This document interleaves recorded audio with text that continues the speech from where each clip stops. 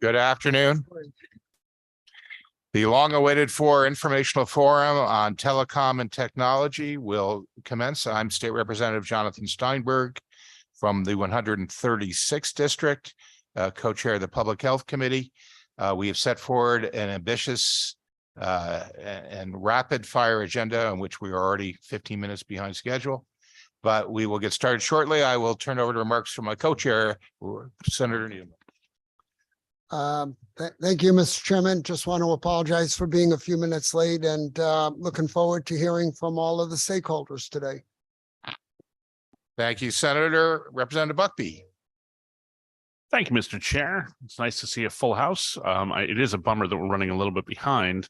Usually when we talk about programming and things that you can watch, it's a regular scheduled programming, but I guess we're a little bit off of that right at this point. So I guess we're changing channels from energy really into this. Is that where we're going? Thank you, Mr. Chair. Sorry, I was waiting for the pun and you took a different direction. Don't encourage. All right. Moving right along, Senator Fazio coming to us from Zoom. Good afternoon.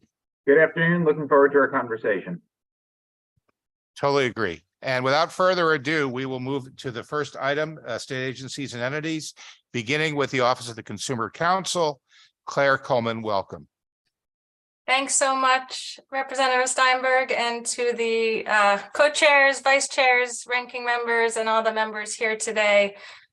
We appreciate the ability to present to you, particularly virtually. I'm just pulling up our slides.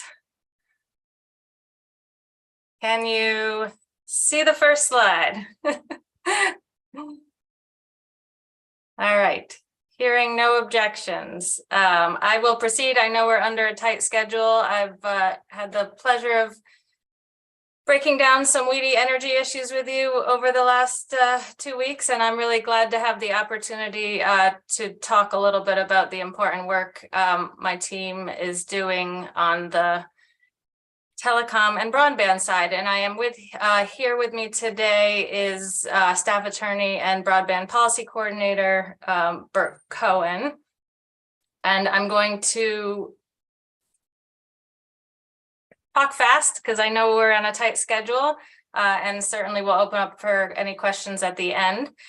In short, just to introduce those of you who don't know, our Office of Consumer Counsel has a broadband office that we view as critical to serving as a consumer voice for universal, reliable, and affordable service. And our statutory authority specifically directs us to facilitate the availability of broadband access to every citizen and to increase access to and the adoption of ultra high-speed gigabit capable broadband networks.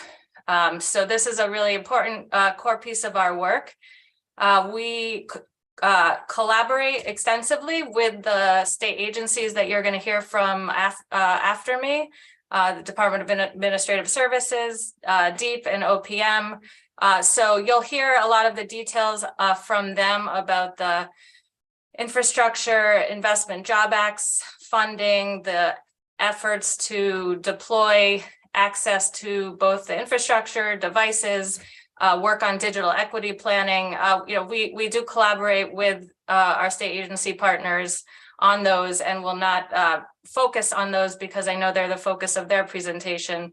We're really going to focus on the sort of advocacy part of our mission and the work we do in the regulatory forums. First, of course, you're very familiar with PURA, the Public Utility Regulatory Authority. We've spent the last year before PURA really helping ensure faithful implementation to the Broadband Act that passed in 2021. There were two provisions related to processes that we view as critical to enabling efficient, cost-effective deployment of the infrastructure that you'll hear a little more about later. So those are the proceedings you may have heard of called, one is called the Dig Once proceeding, which is really meant to help with planning and particularly help municipalities ensure that we don't have to dig up roads multiple times when there's underground conduit being deployed, and that there's coordination among different providers and entities. And then there is a rule known as One Touch Make Ready, which essentially is the goal of this is to limit the number of trucks and providers that have to come through to do updating of the poles and wires needed to get new fiber connected to homes. And we feel really good about the outcomes before PURA on both of those proceedings, and we'll be continuing to engage in implementation. And you know, the hope is that as the money flows and the shovels are put in the ground, that these procedures will really help us get homes connected more quickly. We also do a fair amount of work in the federal space. The National Telecommunications and Information Agency is one of the implementing agencies of the IIJA. We've submitted comments on, in coordination with DEEP actually, on how to implement some of the provisions that impact consumers. And we're very active at the FCC right now. Bert was actually recently appointed through our national advocacy organization, the National Association for State Utility Consumer Advocates. That's a mouthful, NASUCA. As the NASUCA representative on the FCC's Joint Federal Universal Service Board. So it's been great to have an ability to represent consumer interests at a national level on the FCC board. And we also have been very busy filing comments on various FCC rulemakings that really get to the core of our office's focus of advancing digital equity, protecting consumer interests, ensuring there's no discriminatory practices, making sure there is universal fair access to broadband and internet offerings. So there have been a couple of key proceedings, one focused on the Affordable Connectivity Program, which is the program that transitioned from the predecessor program during COVID-19, the Emergency Broadband Benefit Program. So we've advocated in that space for data transparency and suggested models for data protection and other consumer protections in the Affordable Connectivity Program. And I think you'll hear more from our state agency partners on the work we've done on the ground there as well. And then there's a proceeding on preventing digital discrimination, which we're particularly proud of the work that we've done in there because the FCC proposed rulemaking that recently came out cited to our office's comments several times in reliance of a proactive approach to ensuring and enforcing against digital discrimination. And then finally, there is a proceeding on broadband transparency, what you may have heard of called nutrition labels. And this is an effort to promote transparency and make sure that consumers have the right information they need when they're shopping for appropriate service.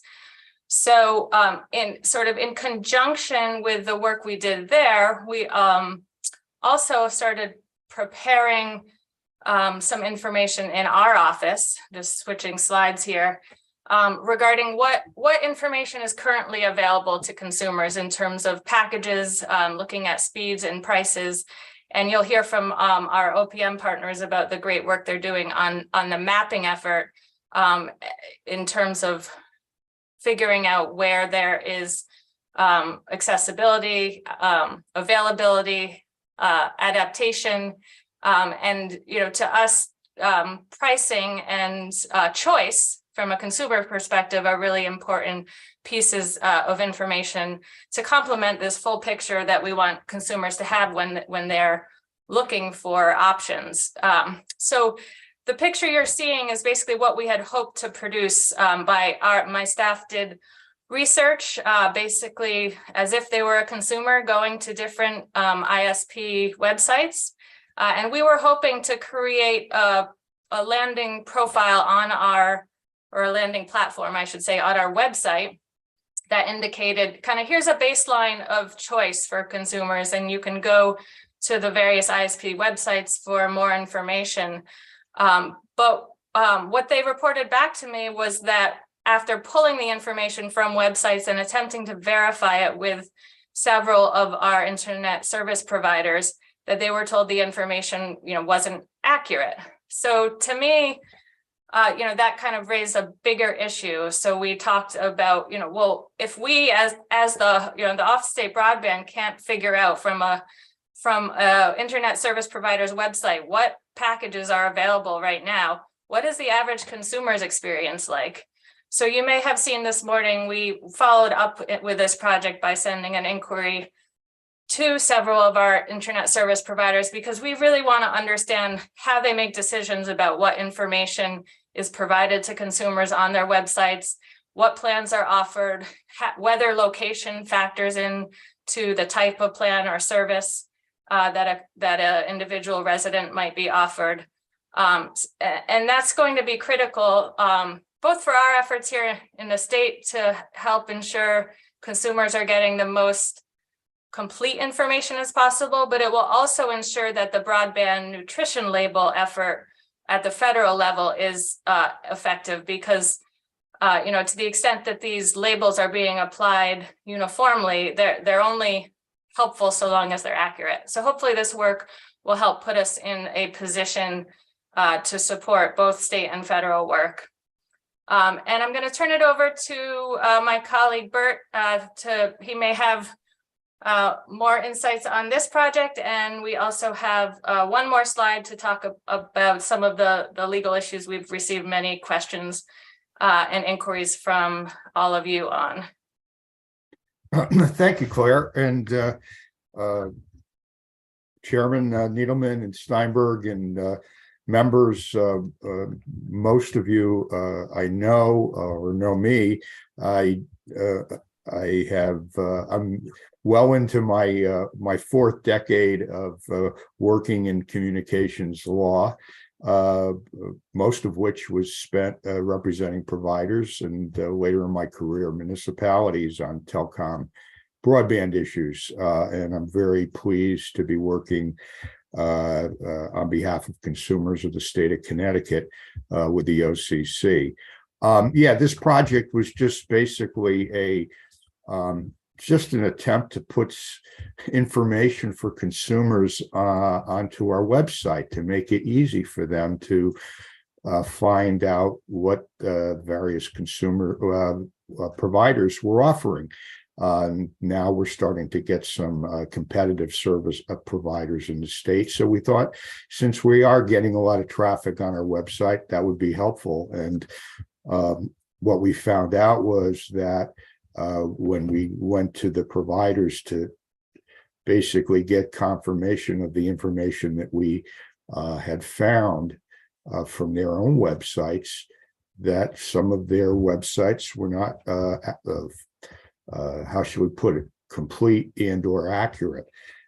So we got a lot of pushback on that. So we figured rather than focus on getting our website to have this information, as Consumer Counsel Coleman indicated, we wanted to make sure that all the Connecticut providers had their websites cleaned up, so to speak, in order so that they could complement the nutrition, the broadband labels. We call them nutrition labels because they're like the sides of cereal boxes. In any event, we're going to finish up with just some considerations for the E&T committee.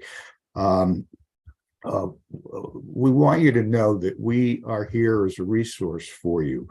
We follow virtually all the major regulatory and court cases involving cable telecommunications and broadband providers throughout the country, and those decisions cases inform our own office's positions. We've heard from several members here of this committee concerns about the number of various different certificates for various providers. I believe there are 4 or 5 classifications of telecommunications providers, and there are 4 classifications of video service providers, all of which have varying or differing requirements and obligations. So given the fact that the providers currently have a right to occupy our public streets and highways in perpetuity without any opportunity for the state to review and renew their performances, we've made some observations, one of which is that like providers must be treated equally. This is actually codified in federal communication law.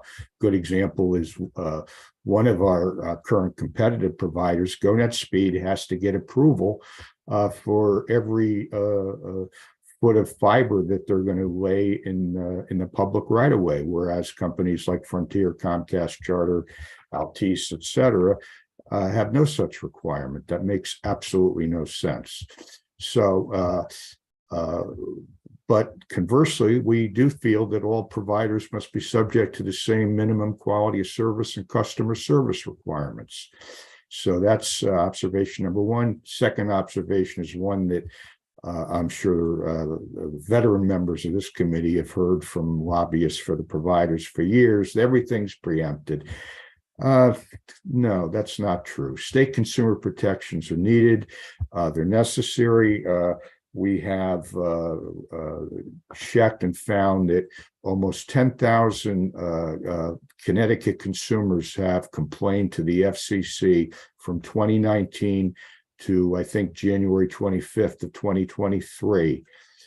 Over 10,000 go into the FCC because they have to go to the feds because they're not getting the consumer protections that they need here in state. We can fix that, and we can do a lot better with that. And we're looking forward to working with members of the committee in the future to address some of those issues. And again, the issue of preemption, we put a few examples down here, but what's not preempted are consumer protection services, safety, quality of service, response time for outages, and approvals for change of ownership, an issue that you'll be hearing about next week. Oh, also net neutrality, Senator Duff's net neutrality bill from several years ago. California's state net neutrality bill was upheld in federal court. It's not preempted. So in any event, we're not looking to regulate services as much as we're really want to regulate companies, make sure that they're doing the right thing, responding to consumers, providing safe, reliable services that the Connecticut consumers are paying for. And speaking of paying for, just one other little fun fact, based on that committee that I'm on at the FCC and the report that was recently issued by that committee, Connecticut consumers pay over $1 trillion a year to the communications industry. So I think we can expect a little more out of them, and we look forward to working with the committee to help you make sure the consumers are have a voice and an opportunity to be heard within the state and not go to Washington, D.C. So with that. Thanks, Bert, and thank you to the committee members for your interest. As Bert said, we're happy to be a resource going forward on any of these issues. I know you have a lot of important information to hear from the other state agencies, but we're certainly happy to answer any questions should you want to provide time for that. Thank you, Clarence. Bert. I'll ask perhaps the most obvious question, prompted by your press release this morning with regard to accurate, timely information from the providers. Obviously, you wouldn't have felt the need to take this step if you felt that everything was moving smoothly. When it comes to speeds, which we know is not as straightforward as just advertised speeds, how do we verify that? Do you have adequate tools to assess whether or not claims are accurate? Obviously, there are legal remedies should they prove to be inaccurate, but how do we know? Well, I don't want to steal my colleagues' thunder. The OPM GIS mapping team are going to talk to you a little bit about the work they've been doing on that front. In terms of our inquiry that we sent, the challenge is that when different companies have so many different tiers that they're offering, how do you, as to your point, how do you confirm what is available to a particular customer and what are the best pricing? So we, the reason we elevated this to an inquiry was because we felt like we ourselves couldn't verify it with the public information that was available. And that's not fair to consumers to be at such a disadvantage. So there are obvious things about speed and price, sort of the value proposition. Are there other elements that data set that you are referring to when you're soliciting more information? Is there, we've had bills that are effectively a data bill of rights to assure that certain information is available publicly. Is there anything else we should be focusing on beyond mere issues of advertised speeds? Well, speeds is certainly important, and the combination of speed and price, because one of the things we're looking out for is whether certain areas are paying the same or more for a plan that might offer slower service versus higher. We've talked about that in the context of digital discrimination or redlining, and we're not saying at this point that that's happening in Connecticut, but we are trying to collect data to understand that. And certainly when we get prompts on websites about your what zip code or area you live in within Connecticut, that prompts concerns about how is it being decided who gets what plan? Is it based on some of the infrastructure, which you'll hear about the mapping effort going on, or are there other marketing or other profit-led motivations? Or anything to add to that? Yeah, Representative Steinberg, one other point to Claire's comment is that a lot of the pricing is done on a promotional basis, and we think it's very important that when consumers sign up or being solicited, they'd be made aware of what the post-promotional pricing structure is. So I think that's also an important factor that should be looked at in terms of data gathering. Thank you. That's exactly the kind of thing I was referring to. Let's take other questions. Representative Horn.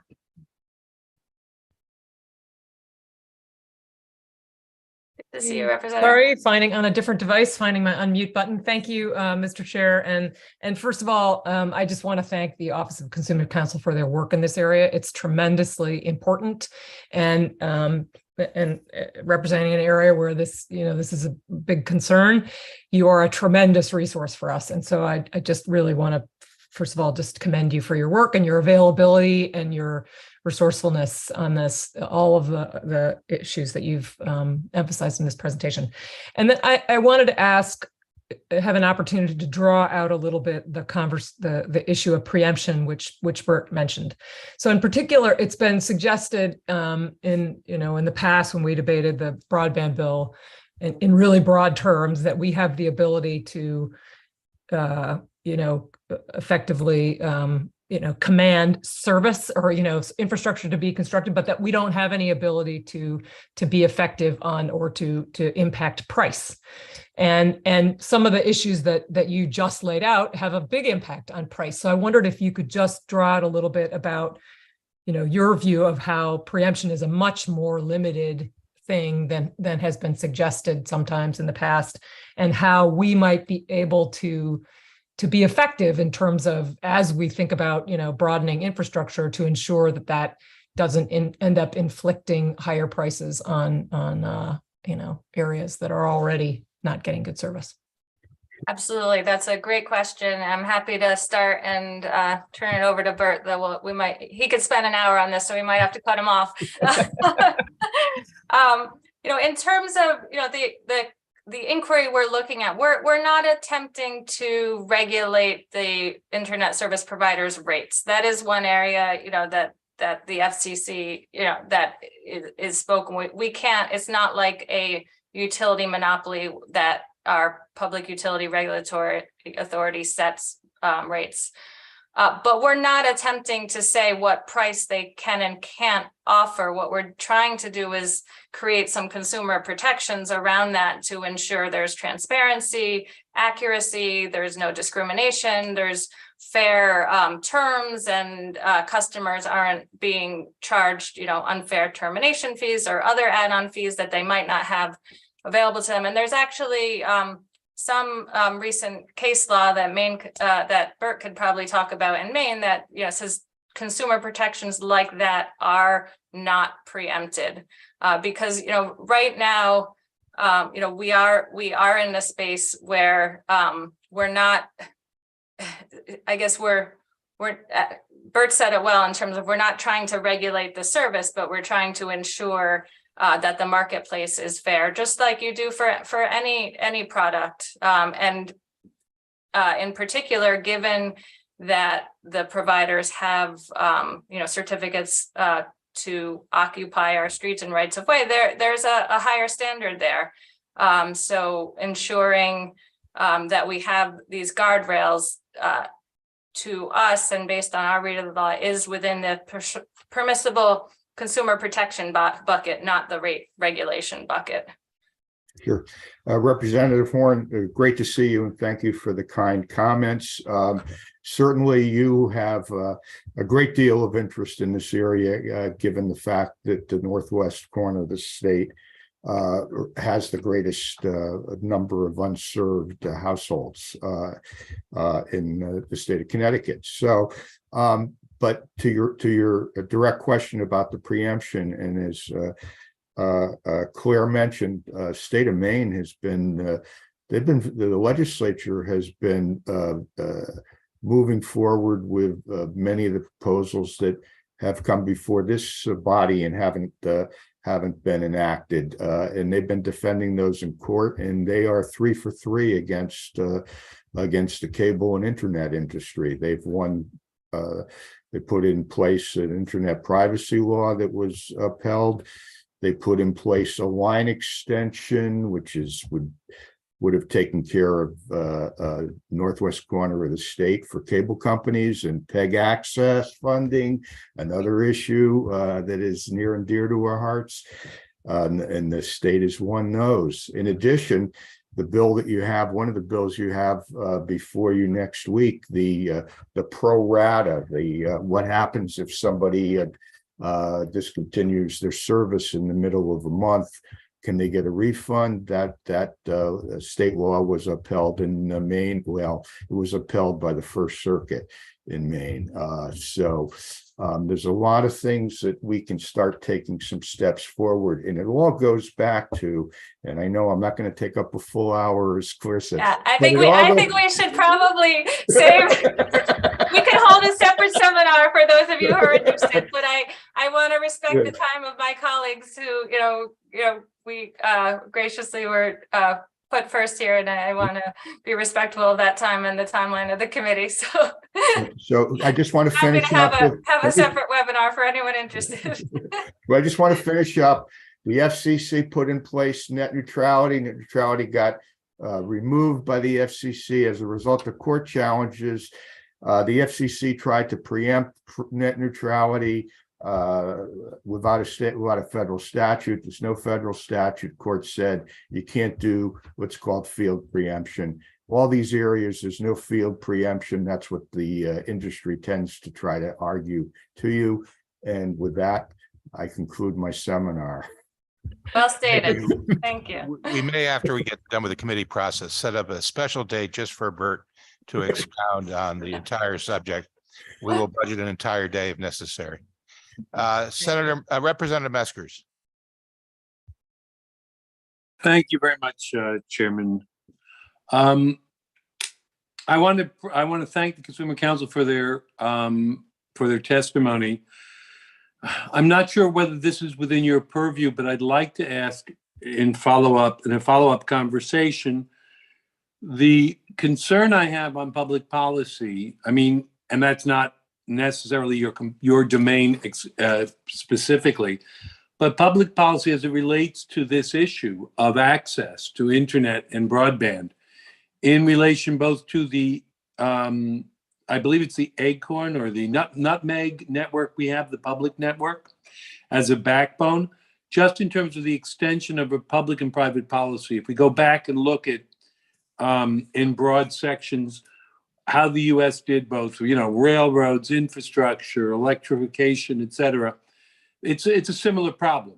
We have it's not just the last mile, but it's the last 20 or 30 miles, and economic funding and how we get the state involved to assist in getting to the last couple of miles in the connectivity in our broadband effort.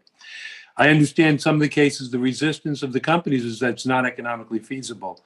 So I won't tie us up today because we have a long, I'm sure we have a long agenda, but it's something I think it's worth, I'd love to get more input about the alternative public policies and your thoughts on that. Absolutely. Thank you very much for the comment. We agree there, there's sort of a balancing here, and you will hear later from CEN, our Connecticut Education Network, to talk about some of the strategies the state is deploying to fill some of those gaps. But we do also see that public-private partnerships are critical, like the one that we just saw voted on in the northwest corner. So I think the short answer is, there's no clear one right path, but it's got to be a little bit of all of these options. And happy to talk further with you about that. Thank you much.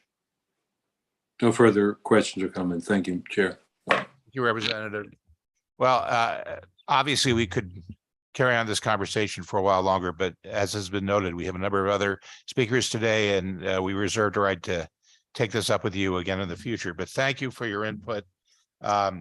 We really do count on you to look out for consumers' interests in an area which is seemingly endlessly complicated in terms of our ability to control our own futures. So moving right along, we have the Office of Policy Management, Scott Gall from our Chief Data Officer, and David Lukens, the Broadband Mapping Coordinator of the GIS Office. Some exciting stuff. All right, or whomever. Oh, that's right, the opening remarks. I forgot. We welcome the Commissioner first.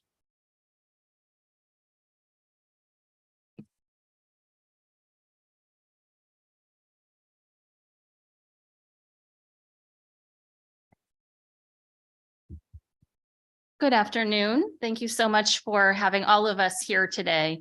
Really great to see our chairs, vice chairs, ranking members, and all of our members on the Energy and Technology Committee, those both in person and virtual.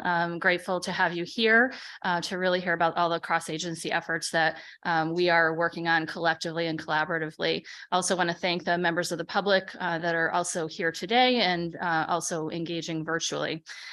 Just a few brief comments from me, and then I will hand the mic over to Commissioner Katie Dykes from DEEP.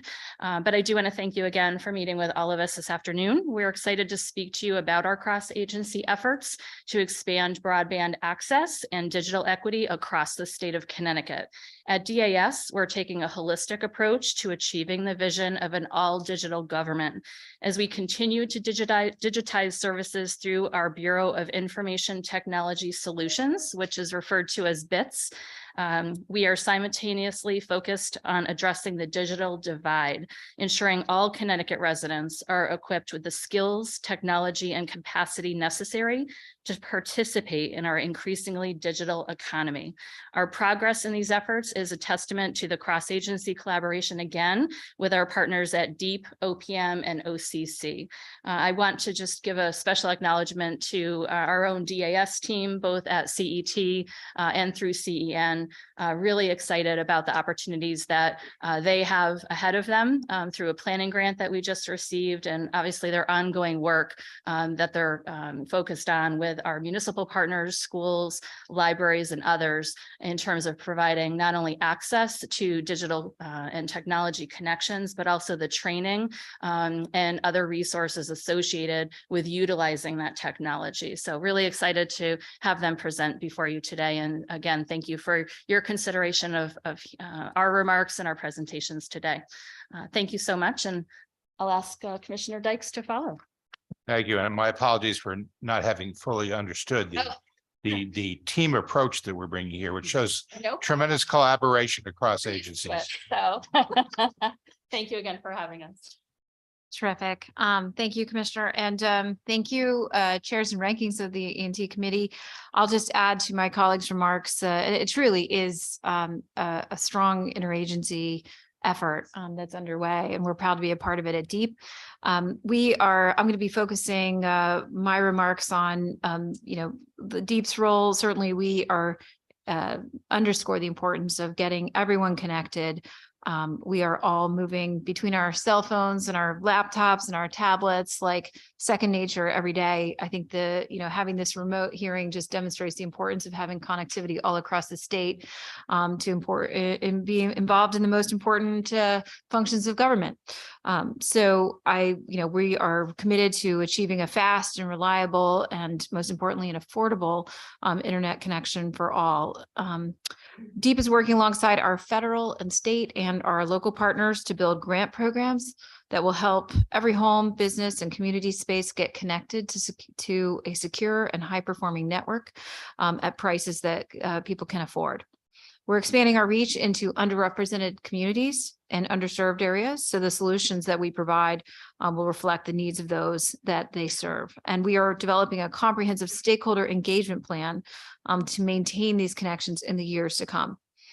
I am excited that we've been able to add to our staffing in our broadband office with the support from the legislature initially to help achieve the objectives of the initial ARPA funding, but now with the bipartisan infrastructure law, I applaud the legislature for helping to ensure that we are supported from a staffing perspective to be able to best capture and deploy those federal funds, including in concert with our sister agencies. So with that, I know we have an exciting presentation ahead.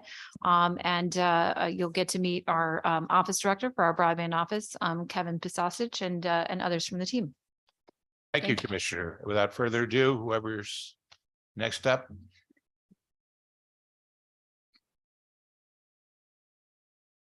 Good afternoon. Well, first, it's an honor to be presenting before this. Let's try that. There we go. Okay. Okay, good afternoon. It's an honor to be presenting before this committee today. So if we can go to the next slide, I think Nadia, if you're with me. Okay, excellent. So Kevin Pisas is Director of the Office of Telecommunications and Broadband within DEEP. Here's our agenda. We have 4 agencies that will be presenting to you.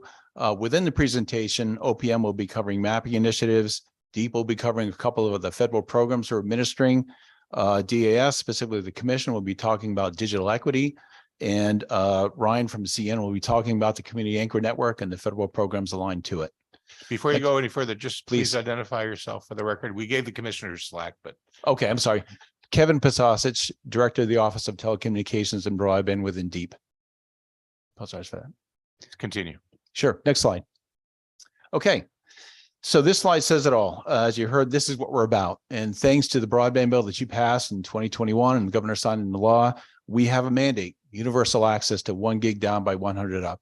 That's much better than where the federal programs are aligning to of 100 down by 20 up. So we thank you for that. And this is a good goal for our state to reach. But as has been said already, we're not just about access to that, ensuring that everyone has access to that, but everyone adopts it. That's having access to it, being able to afford it, being able to leverage that connection, understanding how to use it, and putting it to use in their lives. So the equity component, the access component are really threaded through all that we're doing as we go forward in these programs. Next slide. It's been touched on already. I think a highlight that we have, and probably the biggest message that the agencies can give to you in giving you the state of broadband relative to from the agency perspective, is that we are well positioned as a state to execute well and reach that goal of internet for all. Much has been done. You've heard from Consumer Council already, and with the agencies represented here, a lot's been accomplished and a lot will be accomplished. And we're really lined up with the assets that we have to make that goal a reality. So moving from right to left on this slide, we have the Connecticut Education Network, which is an extremely valuable asset, a community anchor network that reaches, a middle mile network that reaches every municipality and town in the state. This is the envy of many other states in the country. I recently came here from California. That state's spending $350 million to build something with a reach that we have in place today. We have the Commission for Educational Technology that's been working towards equal access to technology and adoption of technology in the educational realms and underrepresented communities for almost 2 decades, working on digital equity. We have DEEP administering federal subgrant programs that lines right up with our work in energy and the environment, and right within our work of other subgrant programs in the energy realm. And we have OPM that's generated arguably the best data sets in terms of broadband availability and adoption in the country. And that's going to be very informative for our programs as we go. So with that, I'd like to turn it over to OPM to start the agency readout for you.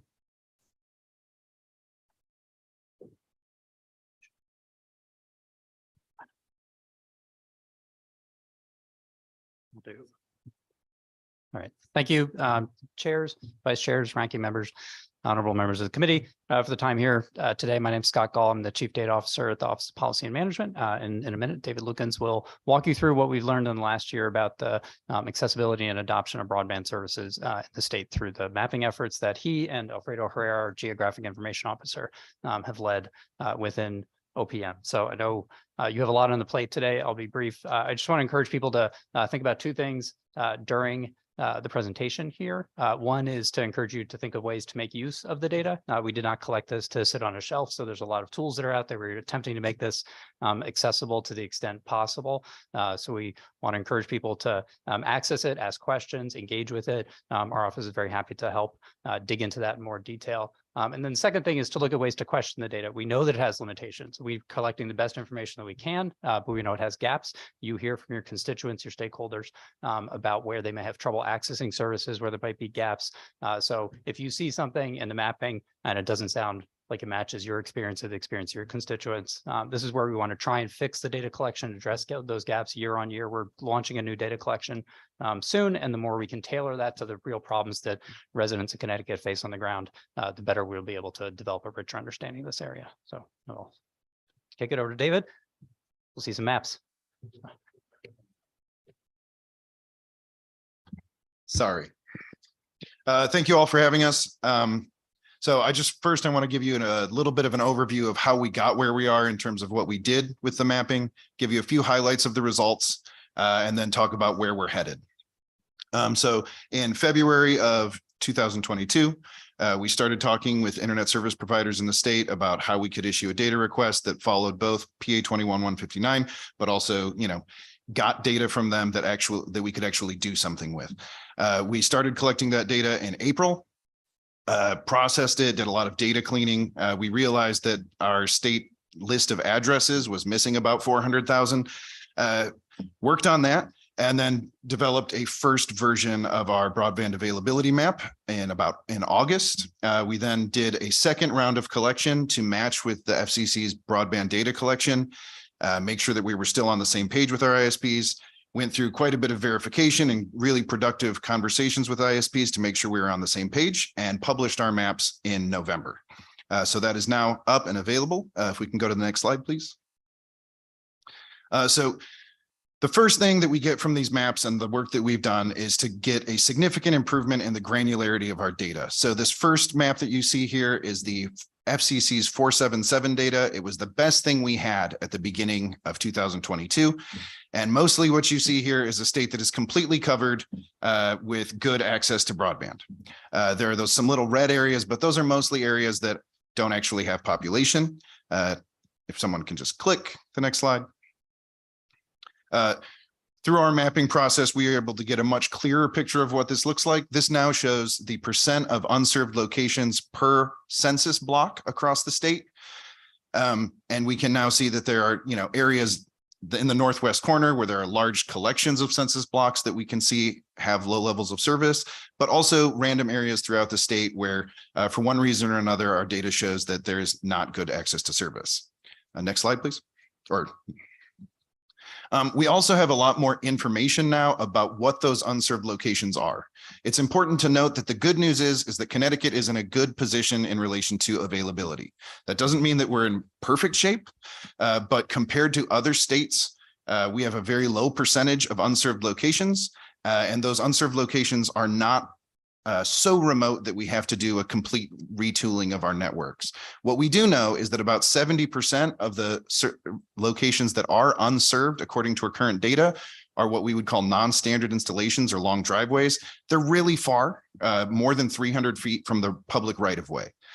So that's something that we need to keep in mind as we try to understand how to address this problem. That's not every unserved location, but the vast majority of them are those types of locations. So we need to work with providers to understand how did they make those determinations? How can we help in understanding those the differences between these types of locations, and what best helps us make those maps even more accurate? Next, please. The biggest takeaway that I can share with you is that the issue is adoption over access. It doesn't mean we don't have to fix some areas where there's a lack of access. But in Connecticut, there are fewer than 10,000 locations, that's businesses and households, that lack access, but over 220,000 households that lack an internet subscription. So we have an access issue in some remote areas. We need to make sure that we get those covered, but adoption is one of the biggest problems. And when we look at this at a more granular level, I have these subscription speeds broken down according to FCC definitions. So you have no subscription. Unserved means below 25 megabits per second down, 3 megabits per second up. Then underserved, which would be below 100 megabits per second down and 20 megabits per second up. When you break that down, and you look at it again, almost 70% of the state lacks what the FCC would consider served speeds. So while PA 21-159 gives us a great goal of 1 gig by 100, what we really see when we look at the adoption data that we received from providers is that most residents in Connecticut aren't even getting anywhere near the best package that is available to them now. And so we need to understand that adoption issue that is, of course, significantly related to affordability, but there's more to that as well. Next, please. And so to this end, we've created a public portal at broadbandmaps.ct.gov where you can access all of this data. I would love to take any of you or anyone on a tour of this website so I can show you where those resources are, how you can manipulate the data to see exactly what you might want to see for your constituents, et cetera. And on this, one important thing, just as Scott mentioned, what we really want to do is hear where our data might be wrong. And so we have a report function on the website where any resident can come and just take answer a few quick questions. Hey, I have service, but it just really doesn't work. Or I can't get service at this location. So we have a report function that is live there all the time, and we're collecting responses, checking them with our data, and then we report that back to internet service providers if we see, hey, it looks like you reported this one as served. Is it not? What's the issue here? Is it a long driveway? And we're using that as a feedback loop to make sure our data is as accurate as possible. Next slide, please. And so in terms of next steps, we are currently talking with all of the internet service providers to prepare our next data request. We're trying to add a couple things that aren't necessarily in statute, but we're trying to get some information about where build outs are in progress. As a lot of money starts rolling into the state, we don't want to create a situation where there have to be a challenge process because, okay, we're trying to build here, but somebody already started building here. So we're trying to work with ISPs to make sure that we can speed that process along by making sure everyone's on the same page. And we're also trying to get more information about these non-standard installations. So, for each provider, how far is too far? What does this have to do with geology, right? In Connecticut, we have a lot of granite. And sometimes if you have to get fiber down, granite's not your friend. So we're trying to do our best to get all of that data, compile it into one map, and make sure that we're on the same page with the ISPs and we can communicate to our partners at DEEP and say, well, this is why this area is struggling. It's not distance, it's granite, for example. We're also working closely with the FCC. The FCC released their own broadband maps also in November. They tried to steal my thunder. As part of that process, they created a fabric. They had a company called CostQuest create an address fabric for the entire country. It is not the best. There's significant issues with it because this is a difficult task, but also they didn't ask states. Hey, what data do you have? And so as a result, we're Providers have had a very difficult time having to deal with that, and we've had a difficult time. So we've challenged those maps a couple times, and we will continue doing that. But we're also trying to create a crosswalk between our new address layer and the CostQuest fabric. What that means is we'll have a location ID in our data, and there's already a location ID in the CostQuest fabric, so that whenever we talk about a location with ISPs or our friends at Deep or anybody who needs to know what location we're talking about, we don't have to rely on a possibly shoddy list of addresses, but we can say, all right, we have this number. You can call it whatever you want. We know what the location is. We know the XY coordinates. We're also really trying to work on the barriers to adoption, right? It's easy enough to understand that affordability matters. Based on an analysis that we did, somewhere around 60 to 70% of adoption can be accounted for by affordability, but that still leaves 30%. And understanding what that 30% is in terms of education, in terms of awareness, and in terms of actually how people use their internet. It's important to note that when we've done surveys, we worked on a survey with CCM of about 2,000 residents in the state. A lot of residents reported that their 25.3 connection was actually doing just great. So at some point, we need to understand that there's a balance between making sure that we have the best service possible, but also making sure that residents as long as residents can get what they need. So we're working on those barriers to adoption and understanding those so we can provide analysis to our partners. And the last thing is continued cooperation with localities and COGS. So we're currently going through a community anchor survey with COGS and towns. As part of the BEAD program, the Broadband Equity, Accessibility, and Deployment Program, one of the targets is community anchors that do not currently have access to gigabit by gigabit service. And so we are trying to make sure that we have a more complete list than just libraries and schools. And so this is, you might have a senior center in your town that actually helps people get online. Well, then that counts as a community anchor institution, and we want to make sure that we know about it and can provide as much help to those places as possible. We also, as I mentioned, we have an unserved location report on broadbandmaps.ct.gov. If your constituents tell you that they're having trouble, please send them our way so that we can account for it in our data, but also report it to the FCC. And finally, following up on that survey from last year with CCM, we're currently working on setting up some focus groups to go into towns and understand better the actual issues that different locations and different groups are having when they try to use the internet and try to get access. That concludes my remarks. Thank you. First of all, I want to say that maybe I should have been aware of all this, but I wasn't. And this is really very encouraging. Starting with data empowers us to do all sorts of things. I think many of us have been speaking about access in only the broadest of terms. And even as the federal government has sought to assure access to everybody in the country, the way that you sort of unpacked it is really important, particularly in the context of the adoption issue and how it's a multi-factored issue for us. I guess the question I have, maybe it may not be for you as much as the commissioners, is that data is wonderful, but it's only useful in terms of the conclusions we draw from it.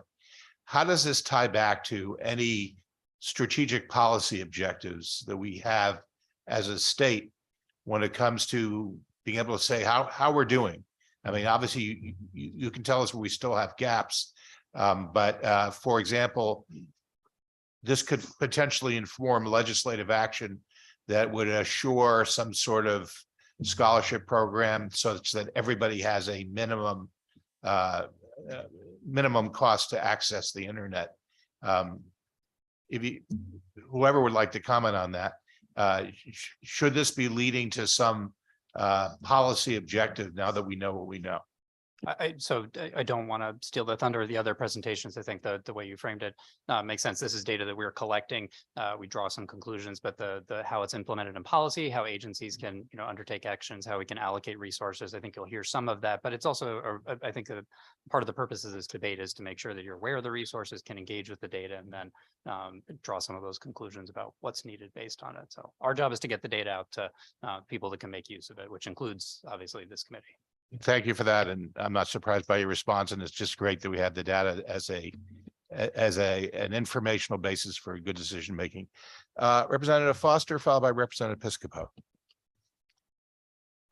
Well, thank you so much for presenting this. I am really excited by GIS's data visualization, and it is something I've never learned how to do, but I've collaborated with other people on projects to include it. And I feel like it's a really incredible translational tool that makes a big difference, but I know how hard and time consuming it is.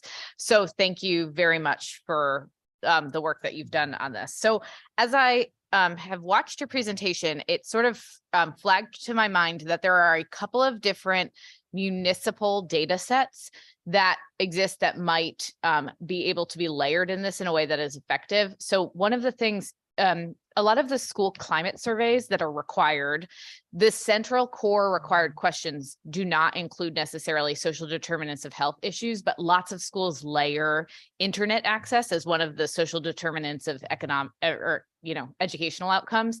And so Ellington, when I was on the Board of Education, included internet access in their surveys. And we found that 5% of Ellington school, the town proper, had no internet access.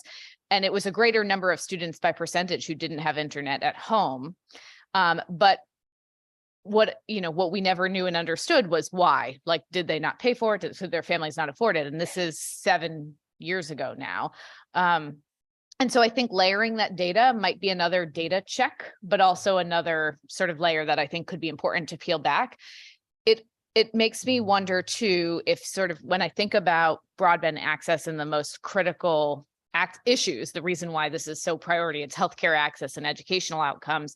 And I think that the college and university systems that have remote programming might know where the holes in the system are.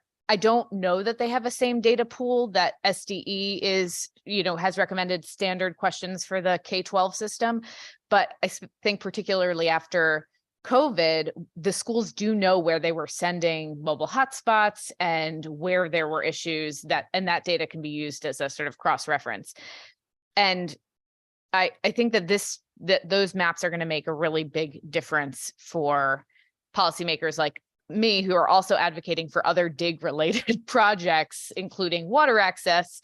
And so I think that the data is really helpful. So I guess my big question, my thought is to consider SDE data and the school climate survey, but also to thank you for doing this, because I think it's going to make a very big difference. I can see where we can act on these things already. So thank you. Thank you. Those are both really interesting ideas. And for what it's worth, feel free to let us know if there's any sort of visualization that you would like with broadband related data, at least for my part. I'd be happy to create those tools for you as quickly as possible. And, any way that we can help make sure that everyone has the right information, let us know. I'm not sure you're going to be happy you made that offer. I'm very excited about this data and I'm a little nerdy. Okay, thank you very much. I think I'm glad we're leaving it at that. Representative Piscopo, followed by Representative Horn. Thank you, Mr. Chairman. I believe Representative Foster asked my question. I'll try and sum it up. I think it was the graph that you showed, underserved, subscribed but underserved, and you used the term in the majority of people are. It's concerning you that the majority of the people are underserved but subscribed. How do you describe underserved? What's your quick description on underserved? Sure. So go ahead. I'm sorry. So just to go back, right? So there's the FCC's definition of unserved in terms of this location can't get access. And that what we were talking about there is I was using the same definitions. So below 25 megabits per second download, 3 megabits per second upload. It's available, but the subscription they actually have is less than that line, right? And so that's what we're talking about with those subscriptions. So it's locations that they might have a DSL connection, they might have a very low speed cable connection, or even, it could be any technology, but they get a connection that when they sign up for it, they sign up for a low enough package, probably because it's cheaper. Maybe they don't know the difference. And then that's just the package that they have right now. I understand. Thank you for that clarification. I appreciate that. And then you mentioned Granite being I have one of the red dots. I think in my district, I get calls from the constituents. And what's the actual material? I mean, is you have to bury it? Yeah. No, there's lots of aerial in Connecticut. It's just a matter of depending on what you're going to and where you're coming from, like where the right of way is, right? That can often determine how much how much it costs to actually get to the building. And so that we just need to understand better what different barriers there are to a provider getting to a location and how we can account for those costs. Thank you. Thank you, Representative Horn. Thank you, Mr. Chair. I want to first say that sort of as I represent that pink part of the state on that big picture map, I have a lot of towns who are working on various programs, and they have been so complimentary of the work the state has been doing on the mapping end. So I really want to thank you for that. It really has dramatically improved our understanding of the deficits, particularly infrastructure deficits in my neighborhood. And I want to note, just as a side note, that the long driveway issue, I walk those long driveways, and I want to be clear that some of them at the end of a long driveway, there is quite a nice house, but a lot of others, it's a little cabin. So this is a complicated issue for us. I guess, given that what I wanted to ask is, overall, particularly with respect to the ARPA funds, most states are out ahead of us in terms of getting those grants delivered and getting programs up and running. I think up to 30 states are ahead of us in terms of that. And so I wondered, what is the big picture? What is slowing us down in Connecticut, and what are the hurdles, and can we be helpful in accelerating that process? I'm going to leave that for our colleagues at DEEP, but we are preparing a list of unserved addresses for DEEP when they are ready to move. So that's what we're doing on our side, and I'll leave the rest of that for them.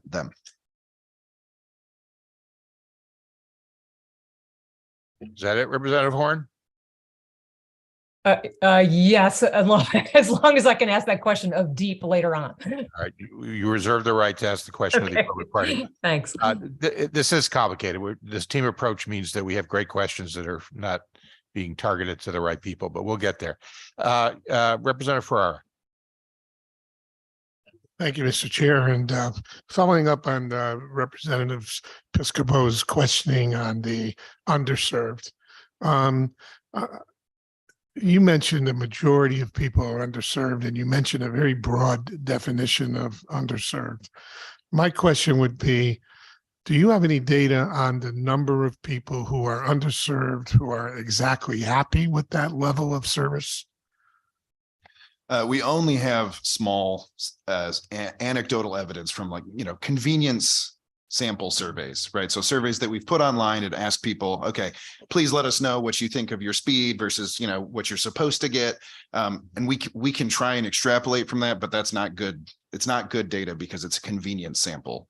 We are continuing to find new ways to try and get at that more, but it's going to take a more scientific survey that really gets a nice sample of the right groups of people to really make a good determination of, okay, what percent of people are actually okay with 25-3? What percent of people are okay with 50-10? Any number of those combinations will just take more research to be able to say confidently. Yeah, and I think the money spent on research is probably worth it, because obviously the costs to bring the service to those who actually want more versus getting everybody who many are content with what they have, could really make a difference in customer satisfaction. All right, thank you very much, Mr. Chair. Thank you. I add one thing to David's response to it, just for folks getting situated with this. This is, again, the first round of the mapping effort, so we're really trying to get the baseline information out. And as David said, we're going to launch the second round of the data collection this spring. And so getting a sense of, here's things that are unanswered questions, here's something I'd like to know, that helps us factor that into the data collection process. We'll continue this, bring back further results in the future. Thank you. I rather than continuing to target the data people, it's been suggested that perhaps we try to get through as much of the various parties' presentations before we ask questions, so we're not aiming indirectly. Thank you. So is it DEEP up next?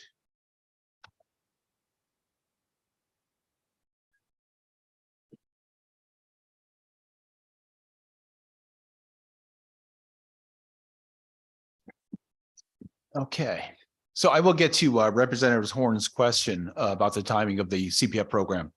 So, great. Okay. So, Please identify yourself again, because there are some people who are stuck. yes, thank you. My first time. So, Kevin Pasasich, Department of Energy and Environmental Protection. So, DEEP has the fortune of administering two of the federal programs related to broadband administration. The first on the left is the American Rescue Plan Capital Projects Fund. This is one of the broadband related programs that the state has approved. This may look familiar to you. In 2021, this started off as a 10 million curb to home component and a 10 million underserved area infrastructure grant program. Last year, you combined that in 2022's budget. This was combined into one program. You also granted us another $20-odd million, which we thank you for. So now we have one program that we have already over 40 million to subgrant. And the goals of this you can see down at the bottom. This is to really facilitate an underserved area infrastructure grants. Those are areas that, and we have to also, I'll point out here, we have to align to Treasury's guidelines with this program, which says this money can be spent in areas that are underserved per that FCC definition that David mentioned. That's lacking access to 100 down by 20 up. The subcomponent of this program that we've been given in the bill text by the legislature is to focus on the last mile, or sometimes the last meter component of the last mile, the curb to home component. That could be solutions for some of the long driveway issues we have in the Northwest and other parts of the state, and also looking at inside wiring or even wiring to multi-dwelling units in some of our urban communities, and potential inside wiring in those type of situations. So that's the focus of this program. As far as timing, let me address that. I'm going to go off script a little bit here. In one sense, the state was a little bit behind, is a little bit behind. Our office was just formed in 2021 within DEEP to administer that. Our commissioner acted very quickly. I was hired in January, late January of 21 to start getting a team together to execute on these programs. We submitted a plan to Treasury and received conditional approval. We leapfrogged, and we're about, I think, the 11th state to receive that approval. So we're in a good position with getting that conditional approval. I will say that there's a lot of turmoil at Treasury. There's been a lot of turnover and folks administering that program. Our program will need to have another look by Treasury, as well as you hear from Ryan from CN. The relative CPF related programs there have been delayed because of Treasury's turnaround time. So that said, we are, and I'll get into the request for information, stakeholder engagement, and things that we thought were important to proceed the execution of these programs. It's been our view that the most important thing we can do is have as much public awareness, community stakeholder involvement. We want to make sure everyone in the state feels that they know about these programs, have had a voice and had input before we launch. We did a lot of research and talked to many states, some that have been sued and had to stop their programs. That's the last thing we wanted to happen. This is a chance to execute really well and make sure we address and fully remediate those unserved areas. So let me continue on for a minute if I can. The other one that we're administering is the EJA BEAD, that's Broadband Equity Access and Deployment Program. You may be familiar with this one. This gives $100 million minimum to each state. There's and a different amount to U.S. territories. There's a total of $42.5 billion within this program. The amounts over that base 100 allocation in the states will be determined based on the state's percentage of unserved locations relative to the rest of the country, and unserved locations in what are called extreme high cost areas. So that would be some of those granite ledge areas that we may have.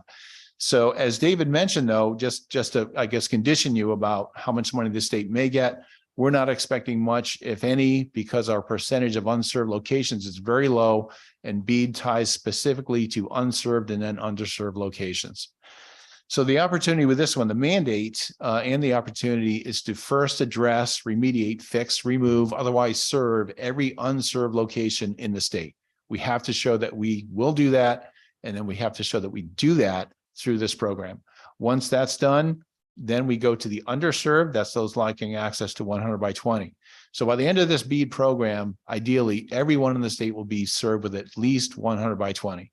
Then we move to, by order of precedence in this program, the community anchors that David mentioned. So by definition in this program, those are institutions that are facilitating the adoption of broadband. That's good. That's a much broader definition than anchors were given earlier. So there is an opportunity for us to look at other type of entities in the state that are working towards broadband adoption and access that don't have access to that 1 gig by 1 gig. We can look at funding those institutions. The last piece of this, in conjunction with anchors funding, is equity access and adoption initiatives. So in terms of timing on this one, we are expecting to launch this. Our goal is to launch this year, 2023, middle of this year. DEEP has been drafting requests for proposals, program guidelines, et cetera. We've also been working on onboarding staff and a consultant to help with some of the mechanics of the grant administration. So we're readying that as we speak. And then I was in Washington last week meeting with the NTIA and Treasury officials talking about the timing for approval as we finalize our programs. And they've assured us that they will be moving faster on all of our programs as we go forward. They're adding staff and resources as well. So all the funds for ARPA CPF need to be expended by 2026. So just to give you a time frame there.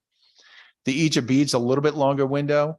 That program, the next big marker is a notice of funding amounts. That's when we'll know if we get anything over the base 100 million. That date is set for June 30th. 6 months after that, the state will submit an initial proposal as to what to do with those funds. Once that's approved, we get access to 20% of the funds. And then we have another 180 days to submit a final proposal, which we get access to the remaining 80%. So a little more of a delay in terms of when we'll actually see shovels hitting the ground or cable hitting the air, as it may be in our state, but there's a timeline for you. Next slide, please. So I mentioned earlier that stakeholder engagement before this was mandated by BEAD is something that DEEP thought extremely important to approach. Again, we wanted to, we released a request for information last year, basically alerting and educating all state entities and interested parties from communities to carriers that DEEP is administering these programs, informing them about the programs, the 2 different programs we're administering, the parameters of those programs, and inviting input on various aspects of how we deploy these monies to ensure we do this in an equitable and fair way. So we got a lot of responses back to this, and from over 40 responses from the entities you see in the blue box here. The average was well over 30 pages, half were over 100 pages, really informative input. And outside of the responses we got, we just had a lot of appreciation for, again, the state requesting this involvement and requesting this level of participation. So a lot of informative information came out of the responses we got. One of the key things was not waiting for BEAD to fix those unserved areas, using ARPA CPF money as soon as we can to address unserved once and for all as quickly as we can. One of the outcomes out of that is we'll be trying to get a pathway from the ARPA program to the BEAD program to fast track projects that are not funded under ARPA to BEAD as quickly as we can. So we're looking to correlate funding there and align funding as best we can. We also heard a lot about the value of community of public-private partnerships that are really a modality that's sweeping the country in terms of having an entity that may own the network, operate it, lining up expertise where best aligned with giving other types of providers or entrants into the marketplace a chance to solve the access needs. We heard a lot about last mile technologies, fiber being the most robust, long-term scalable technology, but with a request and a realization that there may be areas in the state where that may not be the best feasible technology. We heard a lot about adoption, how to address the affordability issues you heard earlier, assuring that we have affordable service plans, devices, access to affordable devices, not just cell phones, but a tablet or computer or desktop, something that's workable for people to use. So those are things that we'll be looking at, as well as making sure that programs on the federal level are easy to use and enroll. Next slide, please. And finally, it was mentioned earlier about just what do we set for a baseline, and how do we measure these type of initiatives and our progress towards the state goal that we have with the broadband bill of universal access to that 1 gig by 100.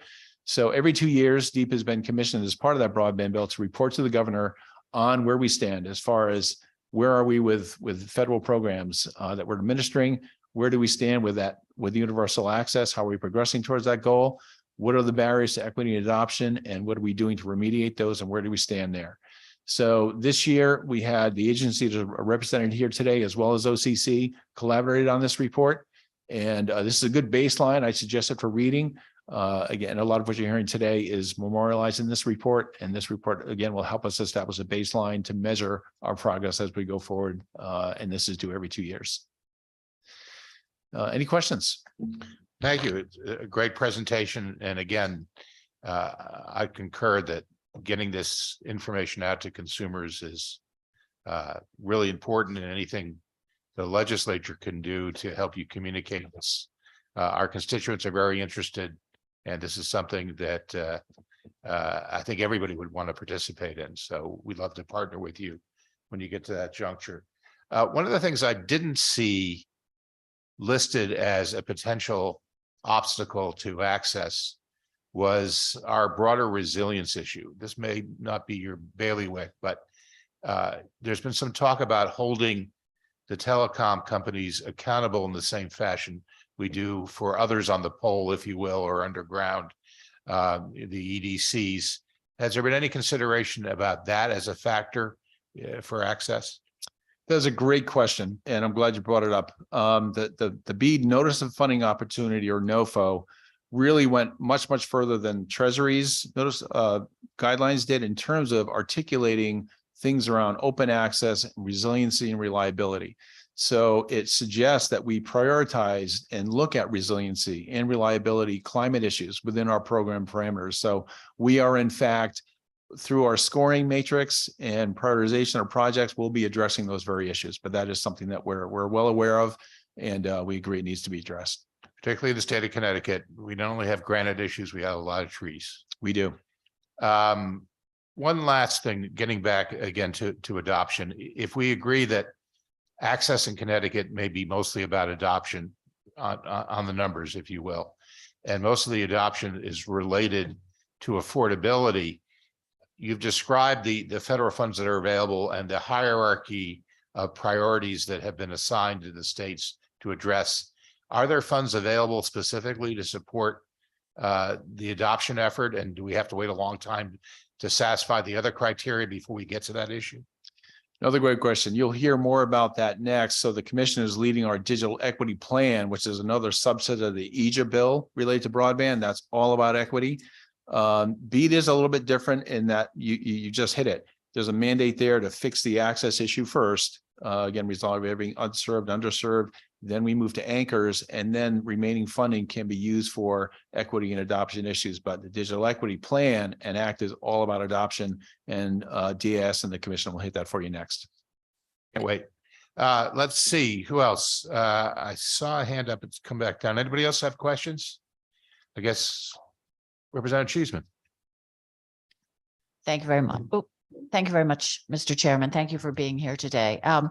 Question, you mentioned the need to onboard staff to deal with the rollout. Are these staff going to be funded out of the general fund? Is it money that will come out of the, let's say, the IIJ grant, or how does this going to proceed? And are they, is it viewed that these will be permanent additions to DEEP as part of the broadband division, or how is this going to play out? That's a great question. We do have, for the EJB program, we did request 3 staff positions using the federal funds. And so that request has been approved by NTIA. And those positions are funded through the duration of the program from the EJB planning funds, which is a 5-year period. And that's the plan right now for those positions. Okay, thank you. And this may be better referred to our friends at OPM. I know when the federal broadband maps came out, states had an ability to challenge or appeal what the federal government described as the broadband extent during the state. Did Connecticut lodge any protests, or did you feel that those federal maps were realistic? And I see some heads nodding behind you, so maybe we could get back to them later if you can't address this question. I can say that the BEAD, the maps that thankfully, I can't say enough about where we are as a state with our mapping efforts, talking to peers in other states that do not have the GIS team that we have. You're at the mercy of the FCC, and I think David was being extremely polite about the accuracy of those maps. It's a big problem nationally, and that certainly that conversation is out there. So it's very important to DEEP that we again administer a program that people can have confidence in. because of that work that OPM is doing with maps, both with ARPA CPF and the BEAD program will be way ahead of the curve. Thank you very much. Thank you, Mr. Chairman. Thank you, Representative. Representative Buckby. Thank you, Mr. Chair. Been very quiet, so I figured I had to say something. But anyway, you mentioned the additional people you're looking to hire too. Is that, do you have did I miss somewhere the ETA is on when those hirings will be? Some of those recruitments are actually, one was posted yesterday. So we're moving as quickly as we can on those positions. Are you confident that that will be not held up with the question of people qualified for that, since we're seeing across the board in every other industry across the state and finding qualified individuals too? That is a really, really good point. And there is some concern nationally with exactly what you're speaking to. I've got to give credit to our commissioner, our bureau chief. The positions that we're looking for at some of the level are research analyst positions. We found extremely qualified people there that are doing great work for us. And so I think our alignment with the type of staff we're looking for will really be relevant to executing where we need it. And hopefully avoid the contention in some other title positions that folks are looking for. Thank you. Yeah, I mean, I'm concerned about the expedience of getting this done too, especially when it's grant money. You want to make sure that's spent properly and swiftly and get some of that in. And obviously we don't want to slow down any speeds of any of this process too. So I'm right with you. Give you one. The whole program can't buffer now. Thank you. No federal dollars left behind. All right, fine. Representative Meskers. Yes, thank you very much. I have a basic and fundamental question on the study and how we're looking at broadband. You know, I know a number of years ago we received funding for, I believe we call it, is it the Nutmeg Network or the Acorn? We have a fundamental backbone in this state. Is that use in its capacity part of our study in terms of broadening our exercise? I know that in the past, on a couple of committee meetings I've sat on, there was some mention in reference to Ohio, and I think they turned over the federal dollars in their backbone in that they built on the state side to grant access to both public and private entities to try to build out their broadband network. I'm hoping we're looking at that on a comprehensive basis as well. I think we'll be able to hear more of that with in the CN segment of our presentation, which will be coming up right after DAS and the commission. So the answer is yes, and I should wait probably is what I'm hearing. If you can. Okay, that's all I wanted to know. I'm perfectly satisfied. Thank you, Mr. Chair, and thank you for your testimony. We really have to hand it to you, your ability to whet our appetites for what comes next. I don't see any further questions, and without further ado, maybe we'll move to that next stage. Thank you for your testimony. Thank you.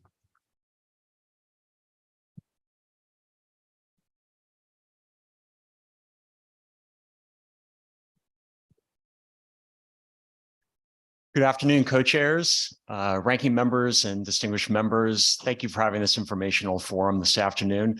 My name is Doug Casey. I serve as the Executive Director for the state's Commission for Educational Technology. We're housed under DAS, and we're an interagency commission charged with one simple thing, which is to make sure that we make effective use of technology for teaching and learning. As Kevin mentioned earlier, we've been around for about 20 years. One of the great points of pride is launching and overseeing the Connecticut Education Network, which my colleague Ryan Kachandi will talk about in just a few minutes. But I'm here to talk about the Digital Equity Program. This is another program that is under the IIJA relief fund, and that also has one simple objective, which is to close the digital divide in every state. So all 50 states and many tribal territories are engaged in developing digital equity plans, and that's where we are right now.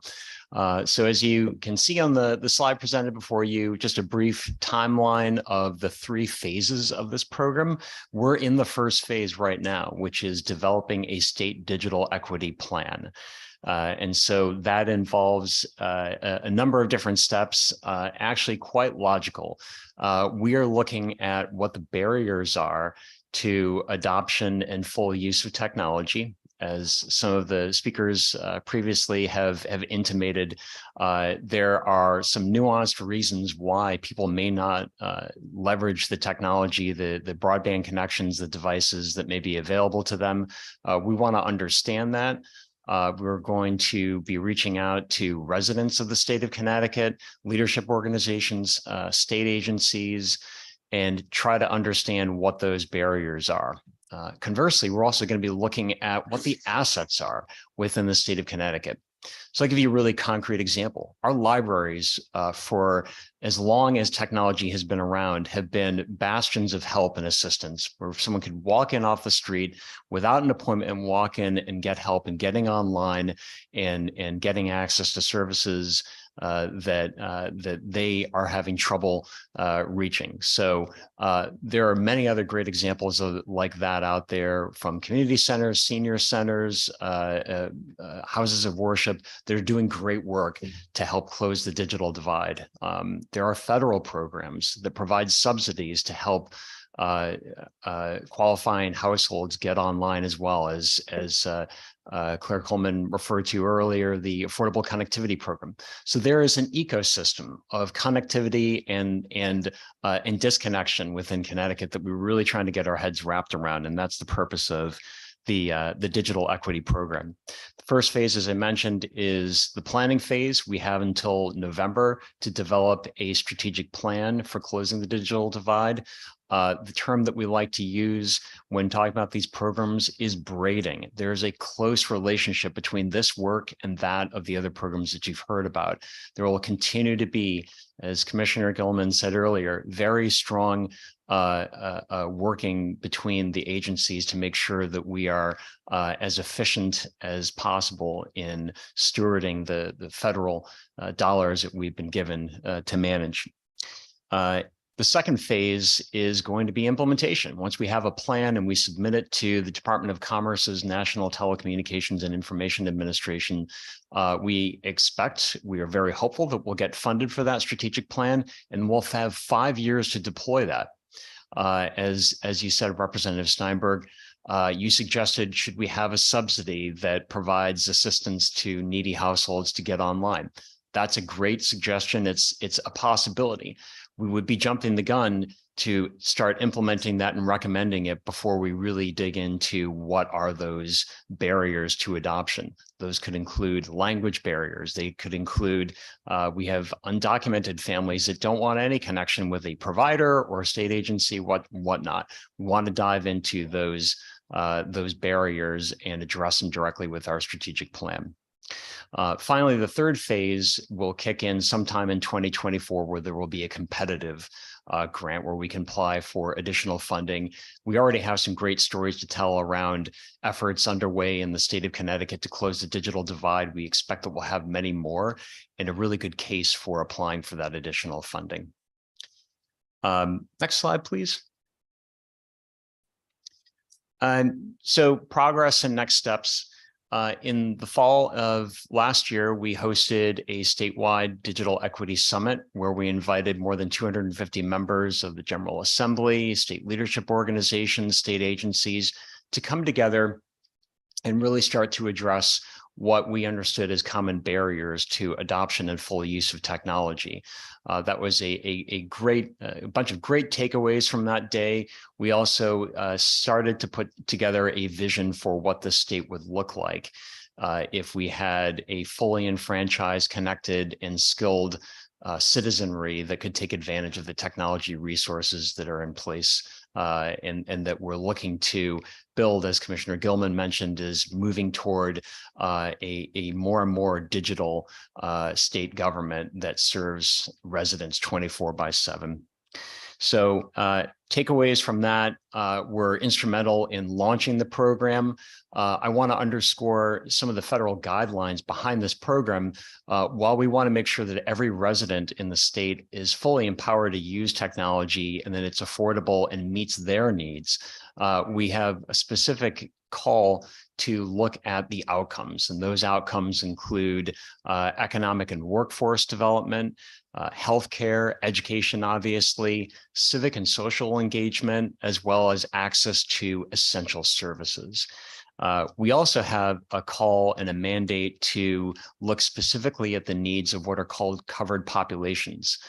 These would be groups that include the aging, people living with disabilities, people who are at or below the poverty level, people with language barriers, which could include English language learners, as well as people who have disabilities that make it harder for them to use standard technology. So we're really focusing on the entire state, but specifically on those outcomes that I mentioned, as well as how those outcomes match up with the covered populations that we want to prioritize.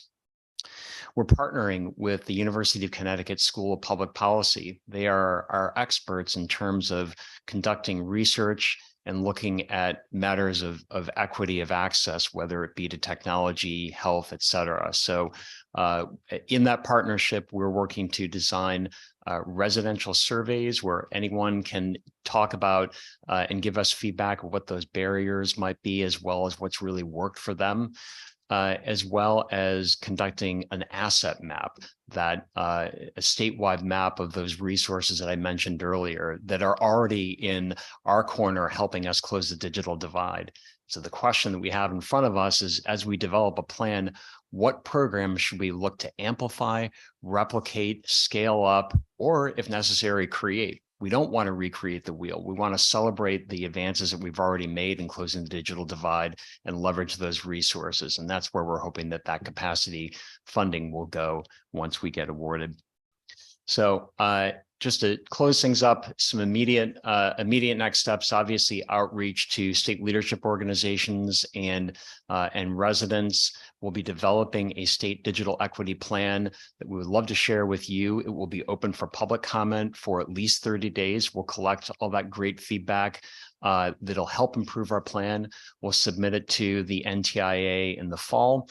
And we're very hopeful that we'll get the full funding award to implement that 5-year state digital equity plan. So with that, we take any questions or hand it over to my colleague, Ryan Kachandi. Just a couple of quick questions on this topic. First of all, I want to say that, again, this is wonderfully well thought out and comprehensive. I just wanted to put particular emphasis on the education bullet point that you put up there, which I'm beginning to understand is not simply a matter of education on how to manipulate the hardware in order to access that, but real digital literacy in terms of being able to utilize the internet to solve problems and to get requisite information. That sounds like an even bigger task than just assuring access. Yet it sounds like you have an opportunity here to take advantage and help people who might have been reticent or insecure about using the internet find the value there. And so that's a tremendous opportunity. Representative Foster, followed by Representative Cheeseman. I'm glad you presented and the order of this presentation has happened in the way that it should. It's the natural progression of the way our brains work. So this has worked really well for me. So I enjoyed your presentation. I think there's a lot of really interesting plans ahead, and I'm excited to see what you come up with next. I'm going to raise another data set that might not have been on your radar. It's a really cool data visualization group called Unite Us. They're associated with all of the Connecticut hospitals now. It's a like quasi public private, it might be nonprofit organization that is doing referral mapping between hospitals to community action agencies and social needs agencies. So if a patient is in a hospital and needs to be referred, they're getting referred. It'll map deserts in our social needs network that are associated with healthcare outcomes. And because health is one of your outcomes that you're interested in, I think that that data set might be interesting. The way that they map their data could easily be layered to GIS type mapping and get us the idea to visualize where correlations might exist and where further analysis could be helpful. And so I'd encourage that. It's interesting. I think there's going to be an inverse association with like presence of social needs referrals and the data, the broadband access, though the cost and affordability of broadband might be associated with where those densities are. So this is really, I think, a really interesting, I'm excited to see what data comes up with and what your questions are. And then I just want to flag, there's some really good GIS public health people in Canner at UConn, the College of Ag Health and Natural Resources. And I don't know if they're on the URL radar. I think it's Debs Ghosh. I've seen her present at UConn in nutritional sciences, but there's some great folks there who have layered some of this data from the public health and education space. And I think it's, since you have this the public policy group, they might be folks that are affiliated with her research, but I can pass on that contact later if it's helpful. But this is really exciting. Thank you. Sorry, no question, just thoughts. No, those are welcome all suggestions. Thank you. Thank you. Representative Cheeseman. Thank you, Mr. Chair, and I'm going to echo the good vice chair. I have thoughts rather than questions. One, looking at the education component, and particularly as regards workforce development, I hope you'll be engaging with our adult education groups, because they do so much, and very often those are people who will have difficulties with access. And just passing on a comment, I recently met with a group from the Connecticut Library Association, and what they're finding now is not so much need for devices. They said 10 years ago, you'd have queues for people to use, the computers at the library, but it was for Wi-Fi. And the librarian said, during COVID and even now, if she sees someone parked outside the library at midnight, she's not freaking out. It's because they're piggybacking on the Wi-Fi network. So I think that, again, is a consideration as we go forward, not simply to the devices as they play out, but that need for the broadband and those community spots where that is available for people. So thank you. Thank you, Mr. Chair. Following up on that, you raise a good point. If we've identified libraries as the critical backstop for access in many cases, should we have some sort of statewide standard for libraries in terms of their capabilities?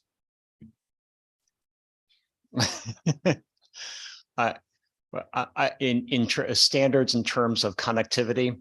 Yes, I mean, whatever we think is de minimis expectation of services they could provide. Yeah, it's a great question. I think this goes back to assessing the needs. You could have a certain speed down and up that might be more than adequate for a single person versus how populated is that library, et cetera. So I think we could look to establish those standards. Again, I think we want to do some more digging into what the lived experiences are for patrons and the libraries who serve them.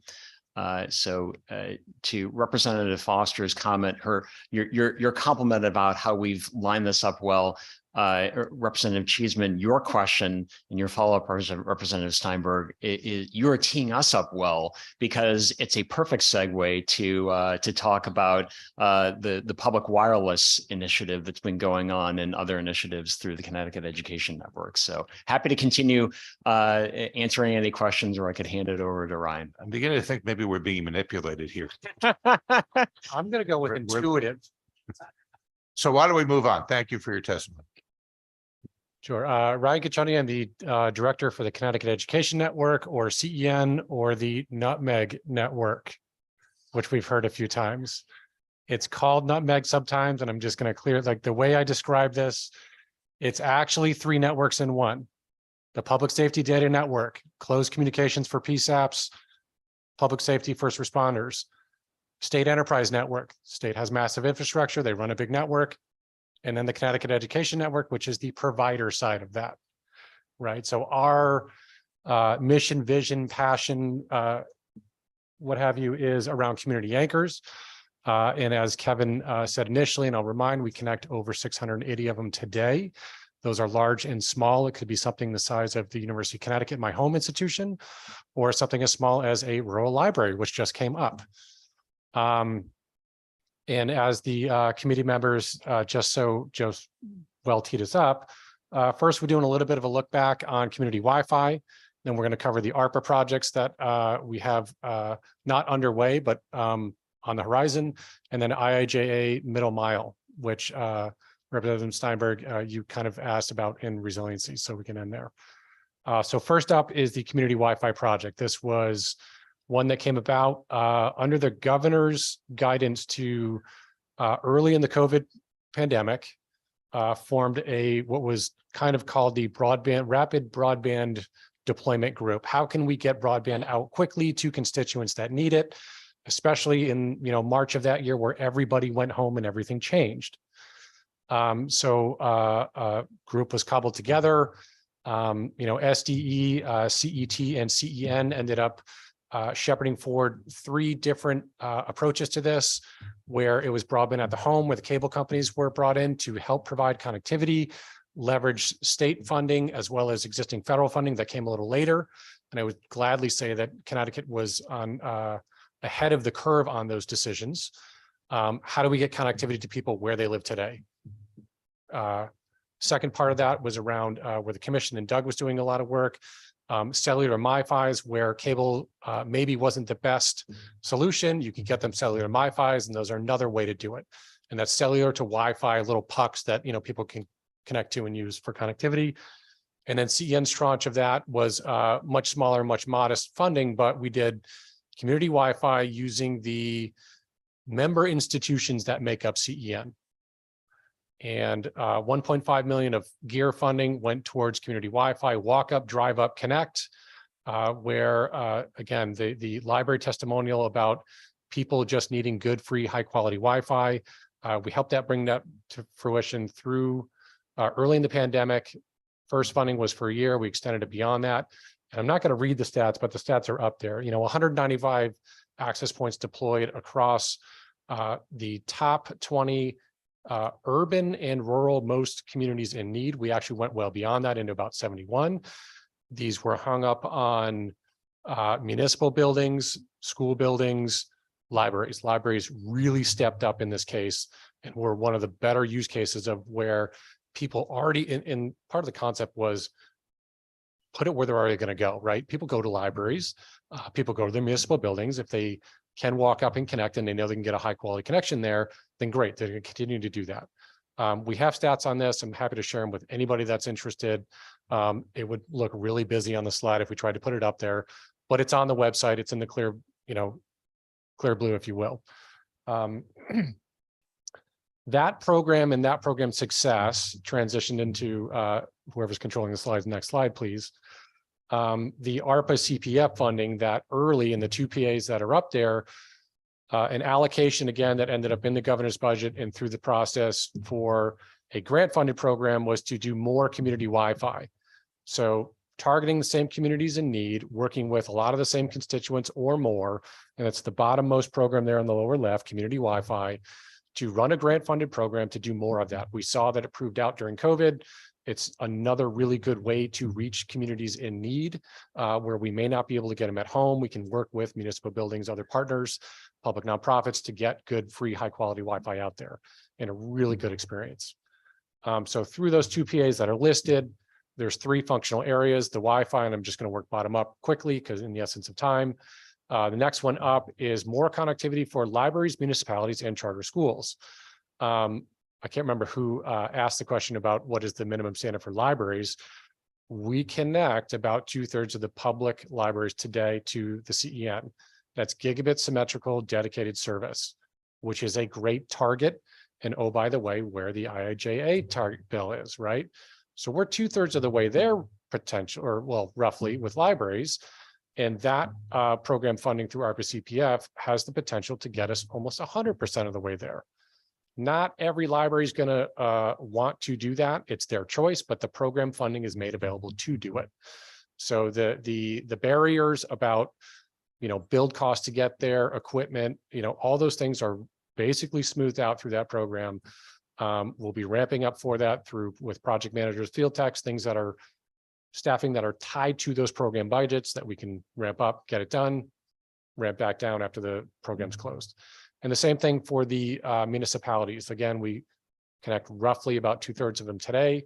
And these are municipal networks that have their own private networks behind that. This is one connection to CEN as a middle mile. The other 1/3 of them, again, have a program there that they could be eligible for primary internet, for backup internet, however they want to use it to basically join the network that is hyper focused on CAIs. It's what we do. And then the last one, which the other two are somewhat predicated on, is next gen CEN. So how do you take CEN, which has been successful for 20 years? And as Kevin pointed out, as a previous Californian, but he is a native Connecticut guy. You know, other states look at this and say, how have you done this over the last 20 years? I was in San Diego last week. A lot of my colleagues that run these type of networks nationally, we all talk, we all share information, we all trying to figure out how to do it better. And Connecticut is a gem. It really is. I'm 100% biased by saying it, but I'm 100% accurate by when I look at other states and what this state has pulled off before I ever got here. It is truly special. And how do you accelerate that? And that's what we were focusing on last week. And that's what the next gen focus on as well. Take Connecticut to the next level. That's basically all new equipment, right? Get the network blazing fast. Bandwidth will not be the problem. So that way we can always focus on the other things that are more problematic. The digital equity, how do you get people more inclusive? So the schools, the colleges, the CAIs that are connected we don't ever, as a former network operator or net engineer, I'll say, the bandwidth should never be the problem. It's not a networking problem, it's something else. Alleviate that, get well ahead of it. That's what that does. I'll focus on the last lower right bullet there for a second. We have an opportunity, and this is a leapfrog game, to produce the best performing CIA network in the country. Somebody will top us eventually, I'm sure, but it's an opportunity, and that is our functional goal. The other ones just kind of line up underneath that. And then the last one, next slide, please. So IIJA Middle Mile Program, this is a grant program run by the NTIA. We applied for it as CEN with some of our private partners that we obviously use underneath to make the Connecticut Education Middle Mile Network more robust and help it be a viable attach point for any last mile operator that's out there that wants to do it. So we named it CT Sonar. So the Scaled Open Access and Anchor Resiliency Network. So I think Representative Steinberg, you walked your way right into that one. What about resiliency? Well, we've thought about that. So how do we take the lessons learned from the storms that have rolled through this state over the last decade or so? And I'm thinking of specifically Snowtober 2011, when my wife was pregnant and we had no power for 10 days. That was horrible, right? And then we have other ones that came in through Irene, Isaias, things that have happened.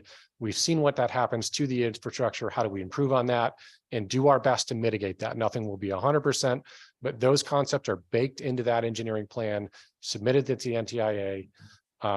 It's roughly 21 million of a total project, 12 from NTIA, the rest from the state, some from CN directly as in-kinds and things like that. And with that, I think I'll pause and wait for questions. This is turning into a wonderful occasion for us to shower you with praise for things that we didn't know about. And it's particularly refreshing for legislators because all we ever hear are complaining constituents about how things aren't working. So it's good to hear that we're on the right path in this regard. And I would ask you to contemplate how the legislature can help you not only with communication, but as anything else you need enabling, particularly trying to be nimble with the federal funds that are available. We'd love to be able to help you in that regard. That is a bit of an oxymoron on that one, but we will get there. And somebody had asked the question that I also jotted down is, I think it might have been Representative Horn around the ARPA CPF and kind of what's taking so long. I think it was the root of that one. Just for awareness, if anybody didn't know that, is that the Treasury who's administering those funds, that on September 24th, sent out a notice that they have run out of their administrative funds to administer the program. So they scaled back on staff, they're on a skeleton crew, and therefore all of the approvals have slowed down. Ours is one of those that's hung up. So we've worked with the governor's office, we've worked with the legislative liaisons, trying to figure out where are we in the queue? How do we get this done? And to your point, what else can we do to help accelerate that? So that way we do get the money in our hands, because we've already been authorized for this. It just hasn't been allocated technically. That may happen to the NTIA. We're not sure because these are massive programs. It takes massive staff to administer. I know that myself and the agencies behind us, we're all gearing up for this. It's a concern that when you get it, make sure you're ready, right? And that with these broad programs that come up, you do need to staff up and scale up, and then you turn into a contention, kind of a contentious area around there around, do you have the right staff, the right qualifications, yada, yada. So we're all thinking about that. We're all doing our part to stay ahead of it as best we can. So at CEN, we are doing what we can with no program funding with our current staff to get a lot of that stuff out. So I may take you up on that outreach and engagement piece as to make sure people understand what's going on, what they need to know, what they need to be ready for. It would actually give us the ability to answer questions right now we kind of throw up our hands at. So this would be very valuable. This may be more of an issue for the limited role of Pura, but getting back to the resilience issue, a number of the complaints that we get relate to the fact that after a storm, the electric utilities come by, they fix up their wires. A lot of the wires that are kind of hanging around turn out to not be, thankfully, live electrified wires, but often belong to the telecom people. There are actually bills being introduced to hold those providers more accountable for maintaining their wires, cables, whatever they are, regardless of whether there's a storm or not. Is this part of the data that we're going to track to make sure that we can assure that not only are they making the middle mile infrastructure available, but it's actually functional? I'm going to give you a partial answer. So climate resilience is part of the grant submission and how you're mitigating some of those risks, right? So that's you have to have thought about that and work through that and how you can help mitigate and provide a more robust service that's resilient, right? The issue that you raised with, utility power being one of the cables that may be on the ground, as well as the communications, is that when the repairs happen, power's first. You have to get that stuff out of the way, and then the communications crews can get in and rehang their cables, fix breaks, things like that. So it may also be a better question for, let's say, Burton, Claire, or Pura as to methods or approaches that could accelerate some of those repairs. But the telecom companies are second in line for safety reasons. You got to clean up the power issues before you can go rehang the fiber, rehang the cable, and depending on the severity of the damage, it could just be they need time for the crews to get up here and do it. Yeah, I think the issue with some of my colleagues is, do they ever show up? And that is another whole issue for OCC or Pura or whatever. But thank you for that. One last item. Now that we all got so excited about libraries, I feel compelled to bring up the fact that senior centers may also be critical, because you identify that as one of the areas the seniors may be the least literate, and you have them captive not only to provide them service, but to provide them with education. I hope that they're somewhere in that hierarchy as well. They are another anchor institution, I think, that Doug touched on, and that though it may have not been explicit, David was touching on as well. So as OPM goes through the mapping exercise of identifying where are these constituents by, let's say, by vertical, and what is an anchor and where is it? One of the things that we're looking at are how many anchors are within close proximity to the network today, right? And what would the attachment look like to get them into the fold? Because like I said, we're hyper-focused on the anchors, and wherever we can make progress there, great. Senior centers definitely fit that bill. Sometimes they're already in municipal complexes, which is great because they can work with their municipalities to, I'll say borrow, because you might not need to build anything, just get on their network and get on board that way. Sometimes they're disparate, detached, and they need a connection. The good thing about like the community Wi-Fi program is that if that site wanted to serve community Wi-Fi as well, there are provisions in that area to get them connected and then become another service point.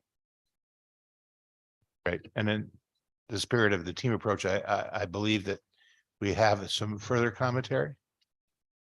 Yes, Kevin Passaz, again from the Department of Energy and Environmental Protection. Just on the question of resiliency and repair timing, And the question came up about Pura in relation to that. There is a docket that Pura took up, a one-touch make ready docket, and whether OCC is still here or not, but that's an important one for establishing a third party. And as was mentioned, Deep and OCC did partner on this docket with joint comments and so on towards this. This is a very important initiative, not just, it does establish a third party, a qualified party that would be able to administer repairs and deployment of facilities. That's not important just for repair, but for timing of using these funds was one of your key concerns here. And having that process be done much faster is something that state is needed for some time. So the docket number, and I don't want to quote it because I don't want to get it wrong, but that Pura hit a home run with that. So the decision that was came forth out of that is one that will expedite the deployment of new broadband. You know, we're very concerned that we can deploy these monies, to your point, and get the infrastructure spend in the window that we're given with the federal program guidelines. And that would also accelerate repair and in issues of storm damage as well. And I would echo that, because we work with private companies to, you know, help maintain the network, help build the network. It is a public-private example as well. And we have heard almost throughout time that that is a big issue. And that one helps fix the issue. And again, I can't quote it to you because I don't want to get it wrong either, but again, it seems the team approach is working. We're addressing it in one fashion or another, but if we're going to establish confidence in the internet as a resource, we have to address the resilience issue as well. So I'm glad Agreed. that's being taken care of. I don't see any further questions. Yes, you have more to say. Just one last comment, because I know it kind of came up as the Acorn network or whatever, but if anybody wants a deep dive on CEN, by all means, call me. We will spend the time. From an acorn grows, never mind. I will take my cue from, never mind.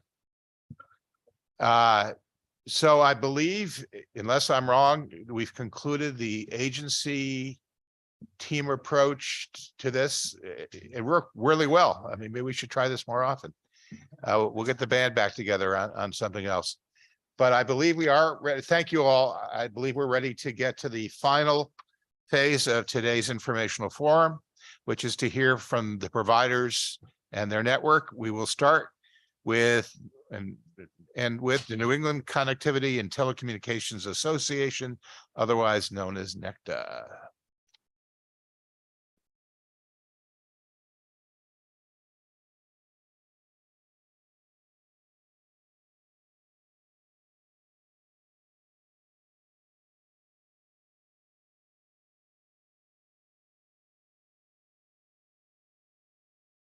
Turn on your microphone and identify yourself.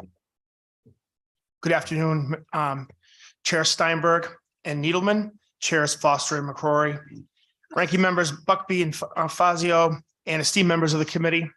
It's my pleasure to be back before this committee for this important conversation. My name is Tim Wilkerson, President of the New England Connectivity and Telecommunications Association, or NECTA.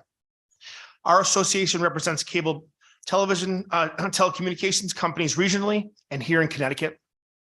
All NECTA cable members have a physical presence in Connecticut, including two Fortune 100 companies, Charter Communications, which is headquartered in Stamford, and Comcast, with regional New England headquarters in Berlin, and a subsidiary, NBC Sports, headquartered in Stamford, as well as privately held Cox Communications and BreezeLine. I would also like to mention that all internet service providers beyond NECTA's members are present in the room today. NECTA's commitment to Connecticut is particularly strong. Beyond our significant physical presence in the state and ongoing investments, our ever-changing technology innovations and growing employment numbers make us one of the state's leading industries. Over the past 3 years alone, NECTA's broadband companies have spent $1.1 billion in investments to technology and infrastructure, over $400 million in state and local taxes, more than $1.6 billion in payroll, benefits, and training to the Connecticut workforce, and more than $15 million in charitable contributions to nonprofits. Currently, our members employ nearly 4,500 people in the state. A hallmark for the entire industry for companies beyond the NECTA members as well is a proven record of public-private partnerships.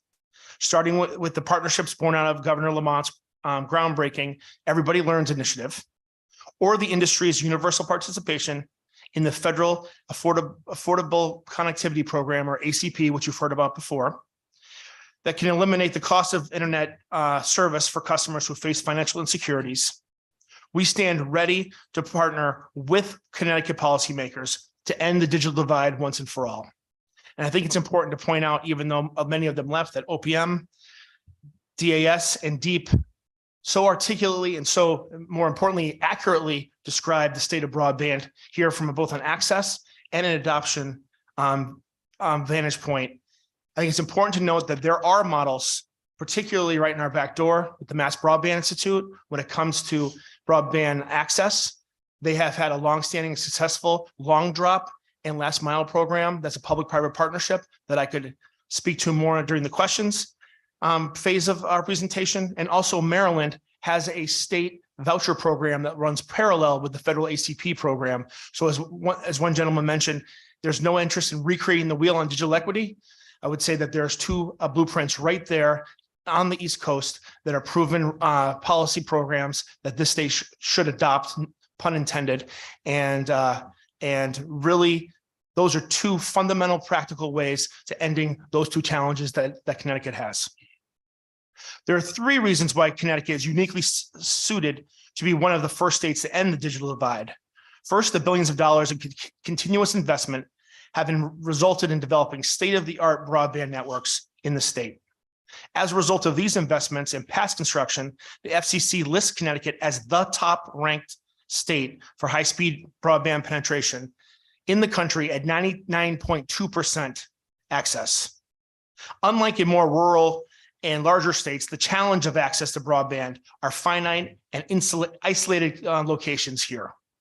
Second, because of the leadership of this committee passing the 2021 broadband law, the state is prepared to best utilize the hundreds of millions of federal dollars that will be coming to the state specifically for broadband.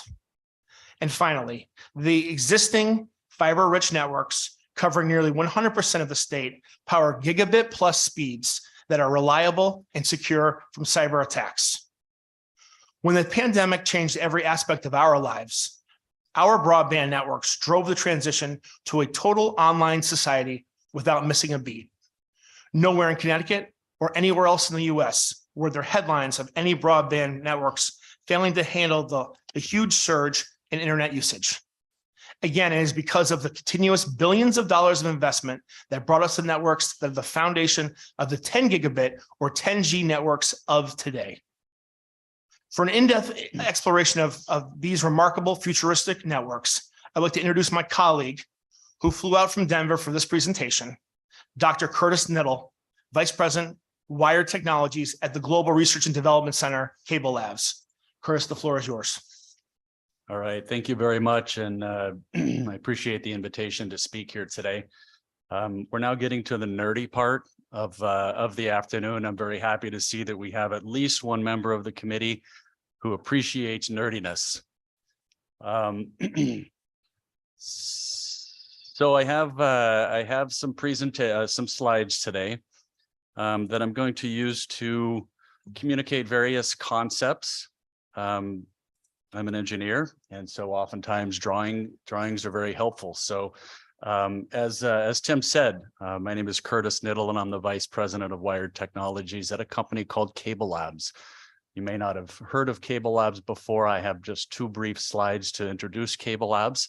My role at Cable Labs, though, is to lead the development of wired technologies, which in the context of this group includes DOCSIS-based hybrid fiber coax, as well as fiber to the home or passive optical networking. Okay, so a brief introduction of Cable Labs. We are an innovation and research and development company funded by our membership, and our members are cable operators. All right, so we have a global presence. We have cable operators in total equals 64 located around the globe. At the lower part of this slide shows you the focus areas that we work on at Cable Labs. My area then is in the upper left of this particular drawing, fiber optics and DOCSIS. And make no mistake, I think with respect to the cable industry, we mostly hear about DOCSIS and the term we call cable. We are heavily involved in fiber optics, as is the general industry. So involved to the point that the most recent 25 gig PON, which is a 25 gigabit per second fiber to the home technology, and 50 gig, I should say the very first, was standardized by the Institute of Electrical and Electronics Engineers. And I chaired that particular committee on behalf of the cable industry. So we're very involved. In terms of our membership, or at least our governing board, you'll see some logos up here that you actually recommend, in particular Comcast, Charter, Mediacom, Cox. They're all part of our membership, and their CEOs reside on our board of directors. Okay, so we've heard mention of the 10G platform, or 10G for short. We've heard that at least several times. This initiative really underpins most of the work that we do in my group. And the reason for that is because it's the underlying network infrastructure which provides an increase in speed, a lowering of latency, improving reliability, and improving security. So this particular initiative, which was launched early in 2019, really provided the basis for much of the work that we do at Cable Labs, and indeed in my group. And so for the rest of my time here today, I'm going to do two things. I'm going to provide a little bit of an education on a cable network, and then I'm also going to then move into more of a Mythbusters theme. I think everybody's heard of the television show Mythbusters. We're gonna do a little bit of myth busting today. So with respect to cable companies, I think it's fair to say that when cable companies first started out, the entire network was a coaxial cable. And no doubt that term is a legacy term that comes from those early days in which from the antenna to the home was completely coaxial cable. But around 1995 to 1997, the cable industry pivoted to an architecture which was referred to as hybrid fiber coax, or HFC. And as you can see in this diagram, it's very simple. From what we call a hub site, there's a fiber optic cable that terminates at a fiber node, and it's at that fiber node where the coaxial portion of the network takes over. And along that coaxial portion, then we usually encounter amplifiers, and there may be a cascade of amplifiers to reach the furthest house from the fiber node. So this is original HFC, and it's what the industry did for approximately 20 years. More recently, though, the industry is evolving their network to what was referred to as fiber deep. Now, in a fiber deep architecture, we still have that same fiber optic cable that extends from the hub and goes towards a fiber node, but that the fiber optic cable is extended, right? It's extended to what we would still call a fiber optic node, but it's a different kind of fiber optic node. And it's at this node that RF signal that's transmitted to a home is actually generated. So there's a couple of things I want to make sure that are key here. In the original network architecture, this was what we called analog optics. And this analog optical cable literally carried the radio frequency cable that traveled over the coax part of the network. In a fiber deep architecture, we've moved to a digital optical technology in which this is just your traditional gigabit Ethernet, 10 gigabit Ethernet, 25 gigabit Ethernet. So digital optics. And then the RF that's transmitted over the coaxial part of the network is actually originated here in what we call this RPD. We won't need to get into the definition of all these nerdy acronyms. But suffice it to say that this architecture improves the signal to noise ratio of the overall system. And with an improvement in signal to noise ratio, we end up getting increases in capacity. So there's a final step that most cable operators are trending toward before they move to a fiber to the home architecture, and that's what we call a node plus zero. This is when this coaxial part of the network is completely passive. There's no amplifiers, there's no power, nothing like that. So day by day, we're moving fiber to closer to the customer so that ultimately there'll be an easy jump off point to fiber to the home. Now, these diagrams are certainly not drawn to scale. And if you'll tolerate the disruption, I have a very high-tech visual aid that I would like to use to demonstrate the scale. So I'm going to ask my colleague here, Tim. I apologize to the people online. In fact,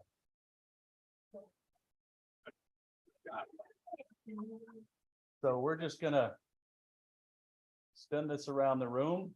And all right, so Tim, if you'll just stay right there. Yep, walk a little bit more, Tim.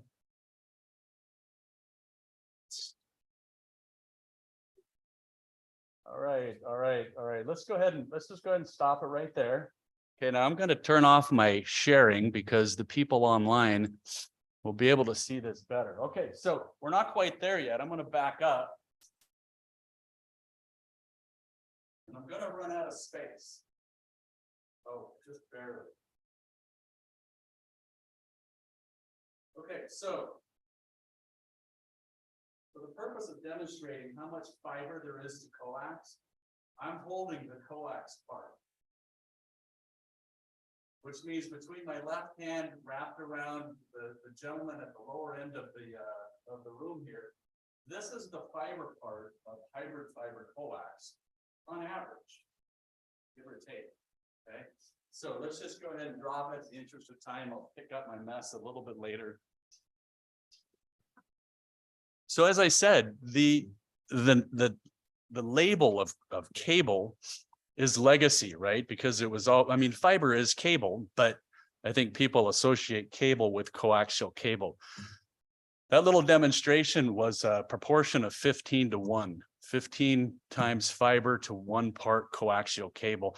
That's about average. And in the diagrams that I was showing previously, let me pull up these diagrams. 40% of cable operator networks from hub to fiber node are greater than 30 kilometers. Okay, 40%. 60%, of course, then means they're less, but these fiber segments go all the way out to potentially 80 kilometers with a 2 to 5 kilometer segment of coaxial cable on the end of that. So really, these should be called fiber networks, not cable networks. Okay, I think it's fair to say. So this part ends my quote education network evolution part of this, and I want to move into a Mythbusters section now, because we hear most of the time about fiber to the home or passive optical network. Now remember, before I jump into this, we straddle the fence, right? We're on both sides of the aisle. We develop fiber to the home technology as well as hybrid fiber coax technology. So let's take a look at some of this information. At Cable Labs, we do primary research. We will seek out subscriber groups and do surveys, et cetera, et cetera. And a few years ago, one of the folks that were part of this group, he said, I want a fiber network because I don't want to share my capacity. I want my dedicated fiber. So myth number 1 here, fiber to the home networks don't share capacity while cable networks share capacity. Remember, this is a myth buster. And so now we're going to bust the myth. The architecture, the actual physical layout of the infrastructure may look different, but the reality is that both of these architectures are point to multipoint, which means you have a single downstream transmitter, and whatever it transmits is received by everybody that's connected to the network. And in the other direction, every endpoint at a home, for example, must be scheduled in order to transmit upstream. Okay, so DOCSIS-based HFC on the left side here, passive optical network on the right-hand side.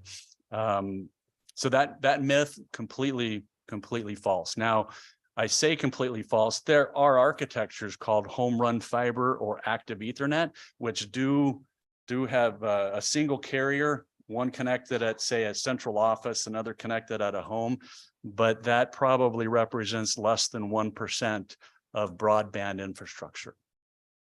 Okay, so sharing network capacity is one myth. Latency. We hear so much now more about latency these days, and people often quote say that fiber has lower latency. And so the myth here is that every media that transmits signals has what's called a velocity of propagation. And that velocity of propagation is a percentage of the speed of light that the signal travels over that particular medium.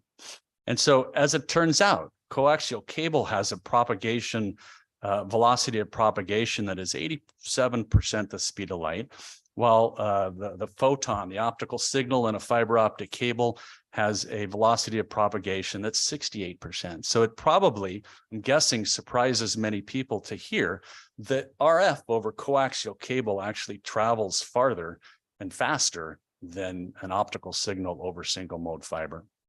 Okay, so you might ask yourself, well, why does this perception exist? Well, the reality is that latency, which is the delay between from point A to point B, latency in a network is really dominated by two things. The first one is the queuing discipline, or how packets get deposited into queues and then how those queues are emptied.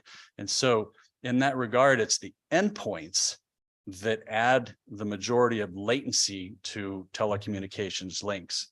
And then there's a second component, especially in the case of DOCSIS-based HFC and fiber to the home, and that's what's called the media access control. It's that scheduling mechanism that I mentioned earlier. Remember, every device at a customer's home must be scheduled to transmit upstream to avoid any collisions at either the cable modem termination system or what we call that optical line terminal. So it's not about the medium, right? It's more about the endpoints, the devices that are connected to that media.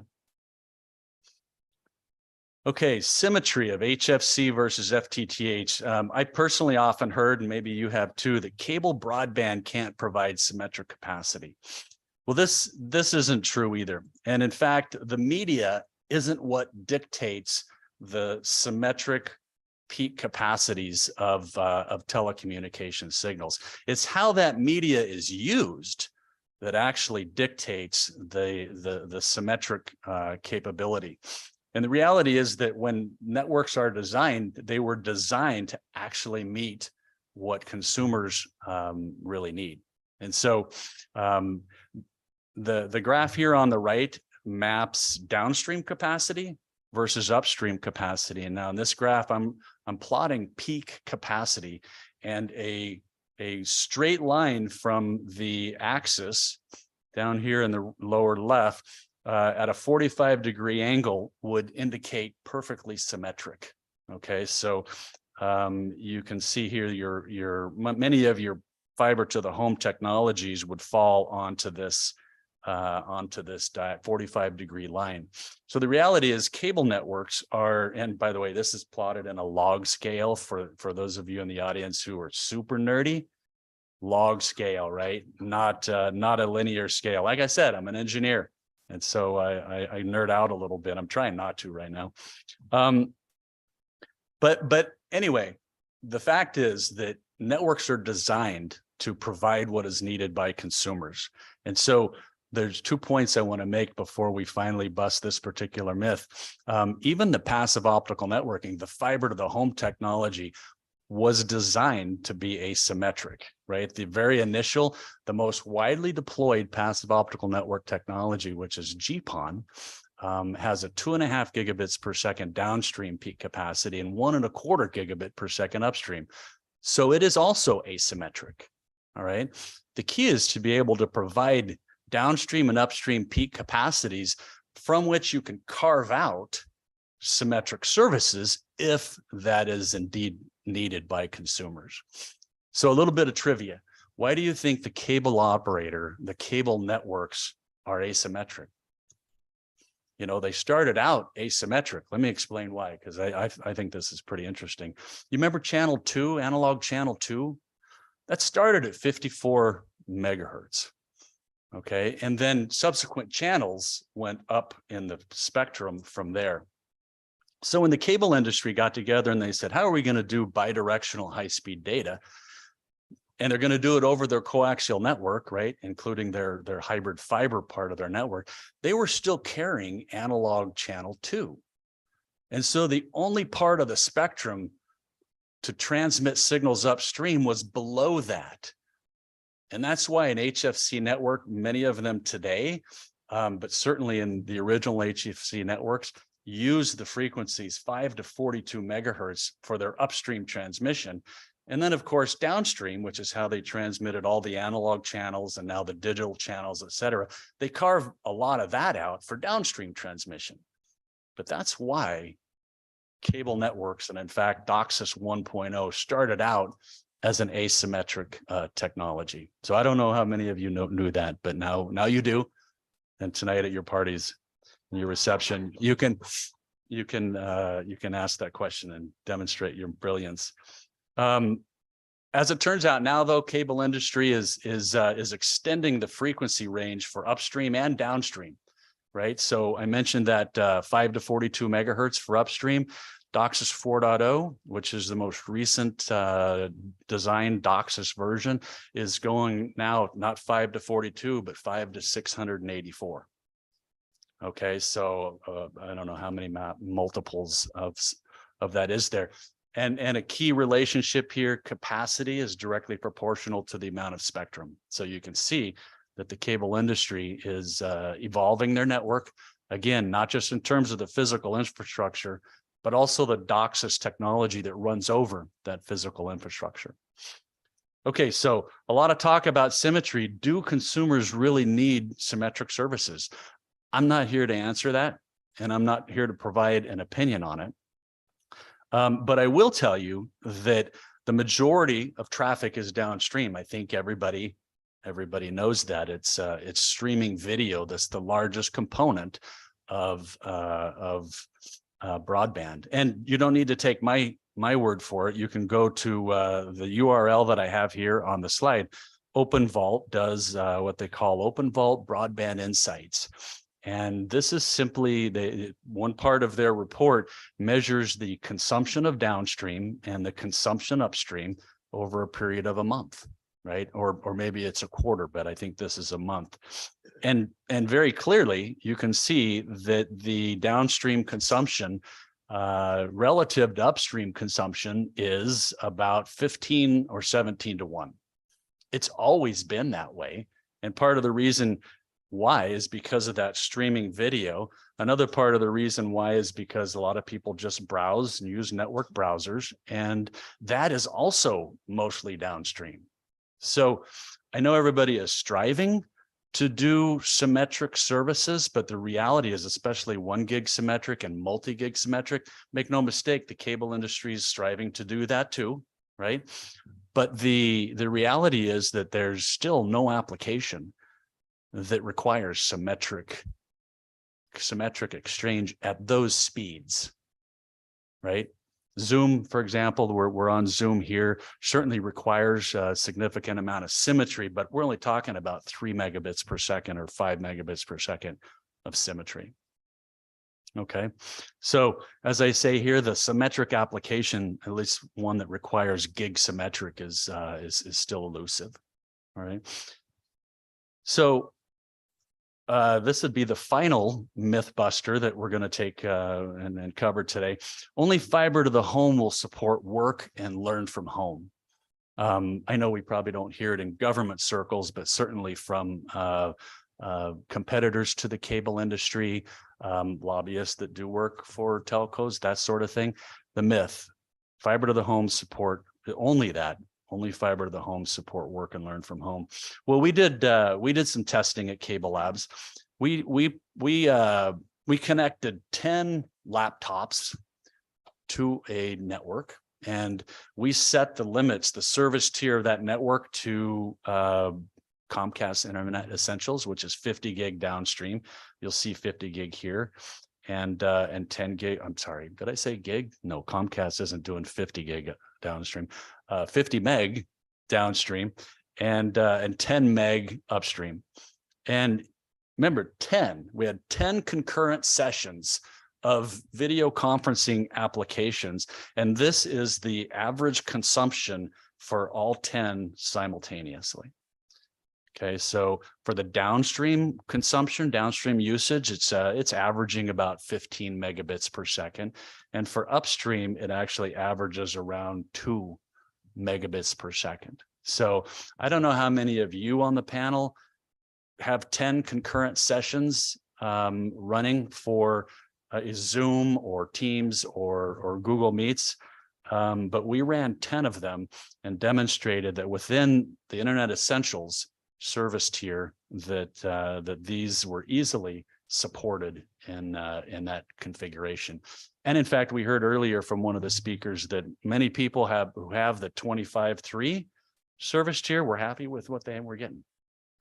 So, all right, a few additional key topics here before I relinquish my time. The cable industry has for years invested in their network. And in terms of the gigabit broadband movement of a few years ago, we have a very, very strong proven record of upgrading our networks in very short period of time in order to support those things. And here's a graphic that started out in 2016. I know it's dated, but it demonstrates what the cable industry is capable of doing. In just 2 years, the cable industry made unparalleled technological leap by increasing availability of 1 gig internet from 4% to 80% in 2 years. Now, I don't know if anybody has put up any timelines for how long it's going to take the US to cover all homes with fiber to the home, but it's going to take a long time. I think I'm going to be retired by the time we get there. No doubt there's the pace is robust right now, but if we really want multi-gig services to a mass, the majority of homes, then cable industry is actually poised to do that quicker than even all of these companies doing fiber to the home. Okay, I mentioned earlier the 4 pillars of 10G that was 10 times the speed, more reliability, lower latency, more security. There's a 5th one that we really should include in our 10G platform, and that's energy efficiency. And for years now, the cable industry has been part of these voluntary agreements to reduce the amount of energy consumption in the network. And you can see here that the progress here has been pretty substantial.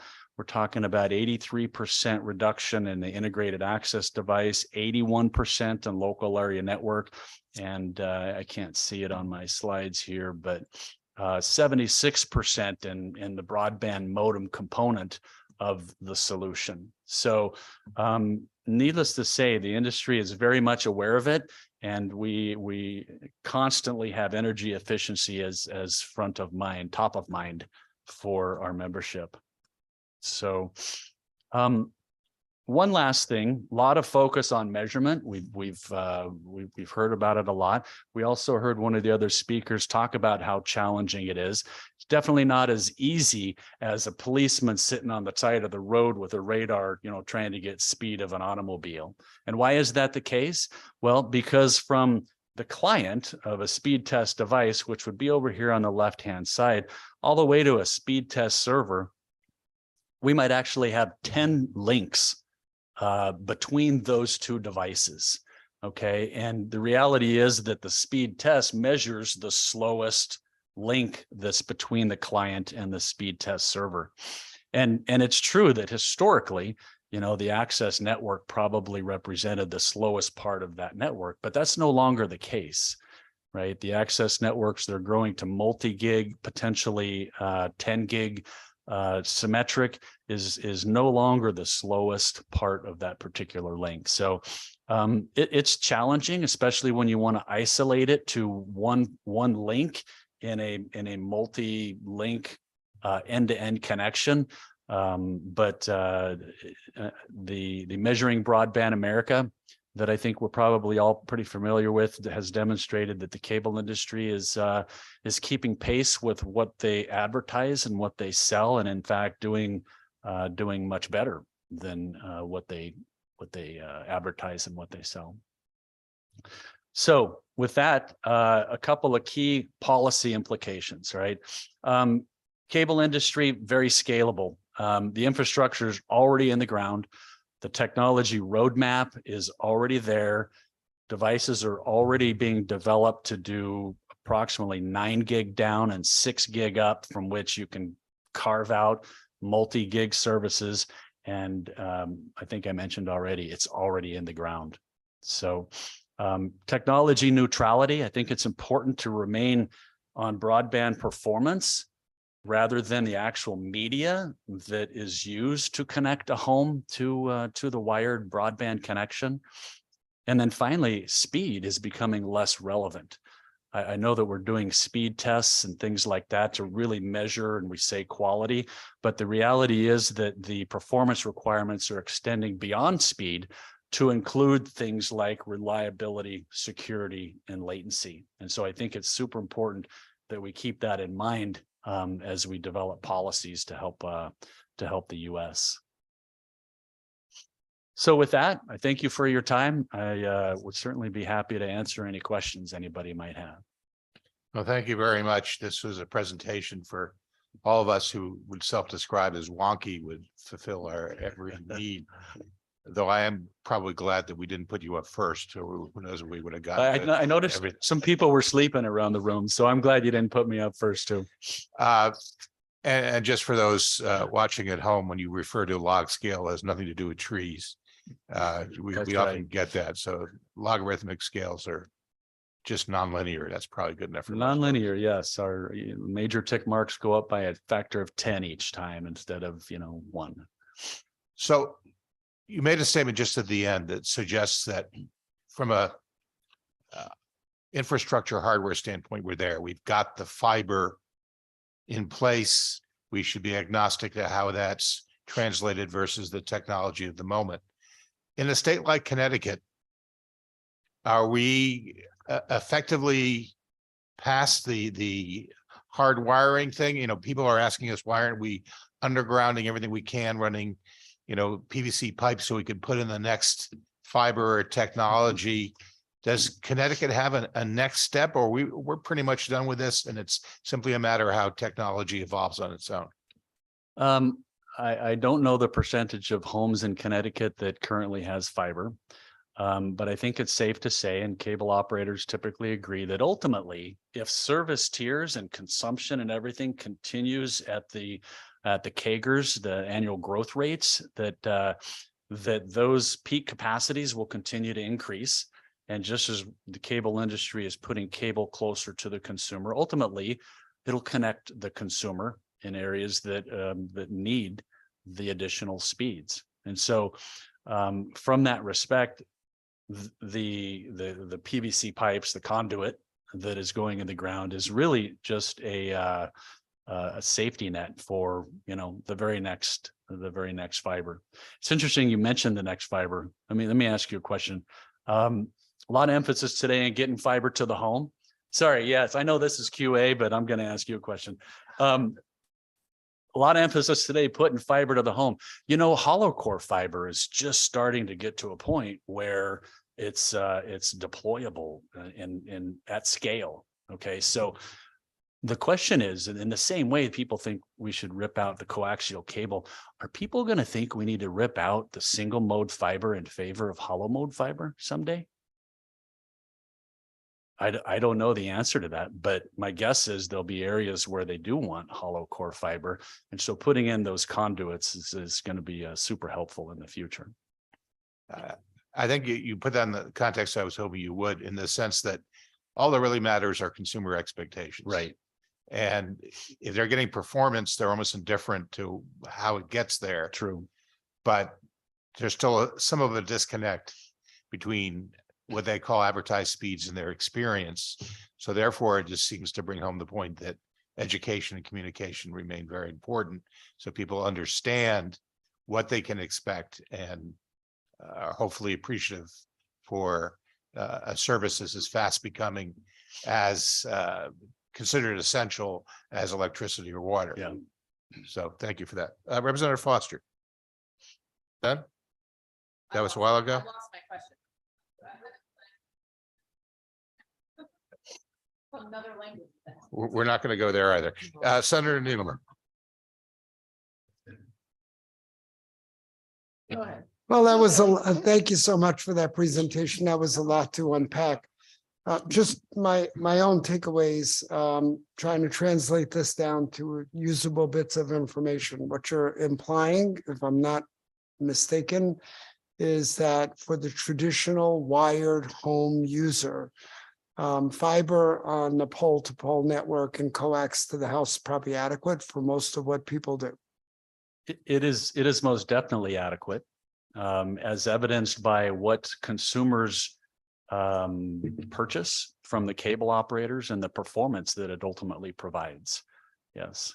So you don't have, I mean, I'm trying to remember, I built a new house, we buried everything in conduit, but my old house had direct bury coax going from the pole to the house. You can direct bury that. You don't have to actually put it in conduit. Right. I would imagine if you wanted to go fiber to fiber, fiber all the way, you would not direct bury it. You'd be more likely, it's more prone to being broken, I would think. And there's a lot of benefits to coax. I think that it's more durable. Whether it's fiber or coax, they're both prone to be cut, and damaged by shovels and backhoes and things like that. So lawnmower. The conduit certainly helps protect that to a certain extent, but even conduit can be sliced through. Yeah. But generally, yeah, I think the conduit is super helpful. I actually don't have a percentage that the cable operators, today put in conduit when they replace those cables, but I think the matter of construction standards and whether you're building something new or not, and whether it makes sense. Right. I was, and I am perplexed at and I'm not an engineer. A dream I gave up when I was 15 and decided to become a mathematician. But yeah, not a practical bone in my body. But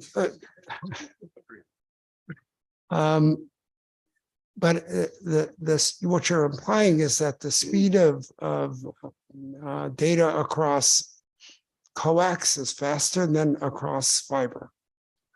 Yes, the speed of the radio frequency signal over coax, the typical kind of coax and cable networks, travels faster than an optical signal over the single mode fiber.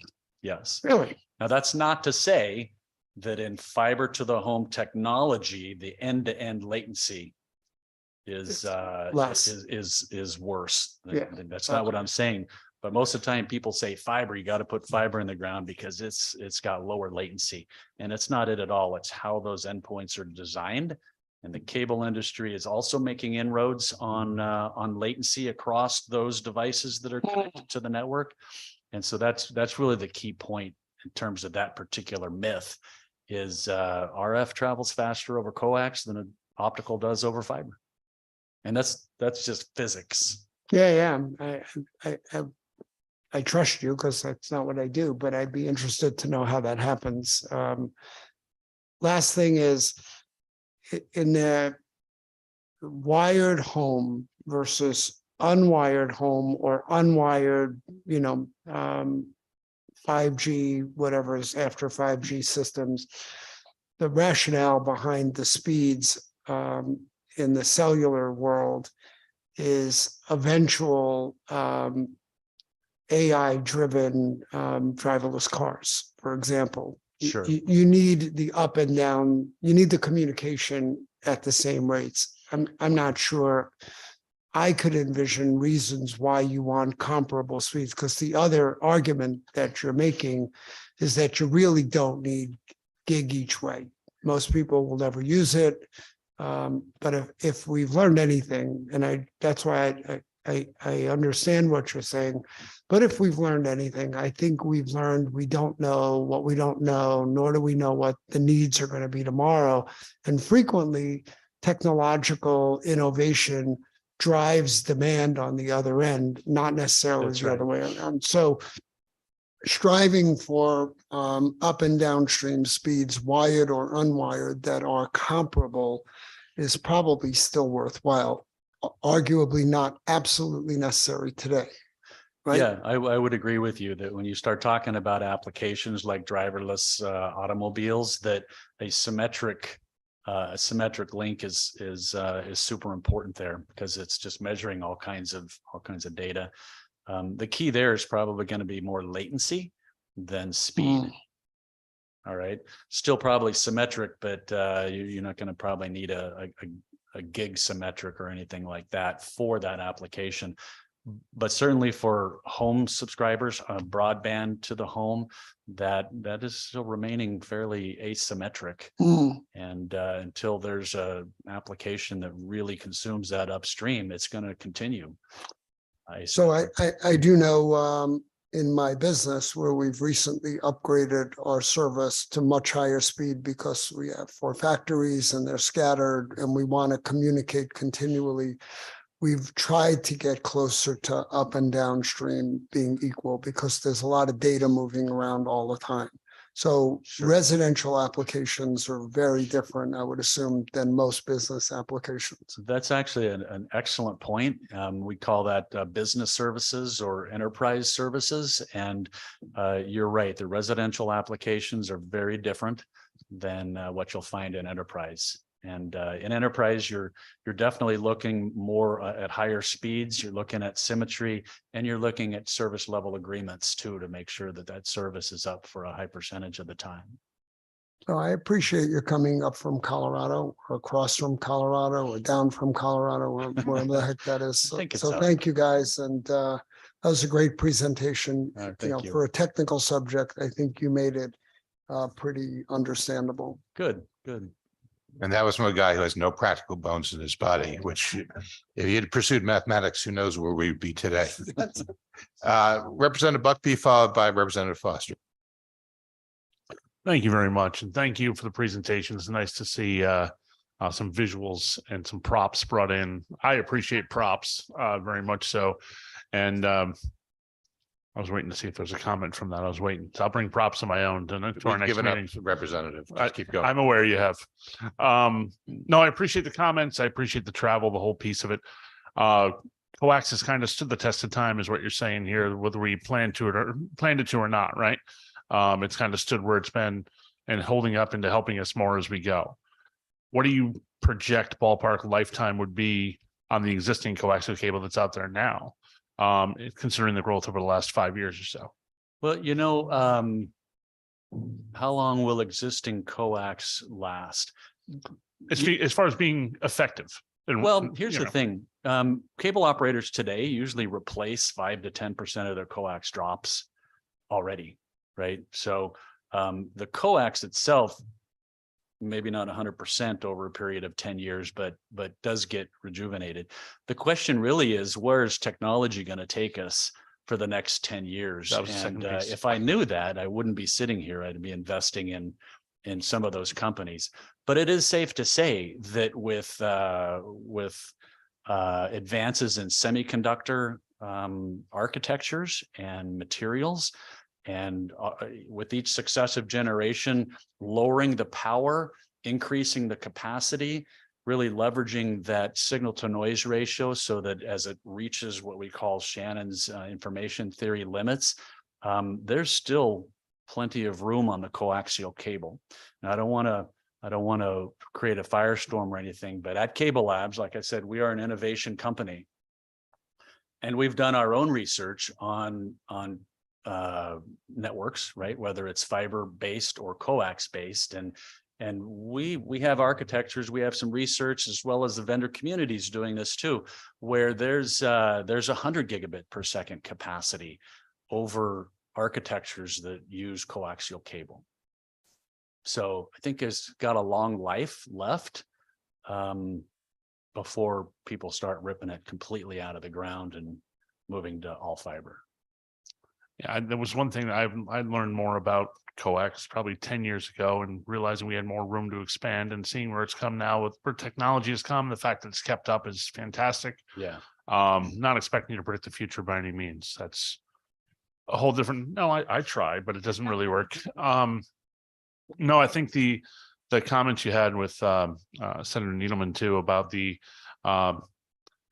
upload speeds as far as residential, unless we start getting into uploading holograms, it really shouldn't be a concern for a little while, but there's enough TikTok videos to press where we're sitting right now.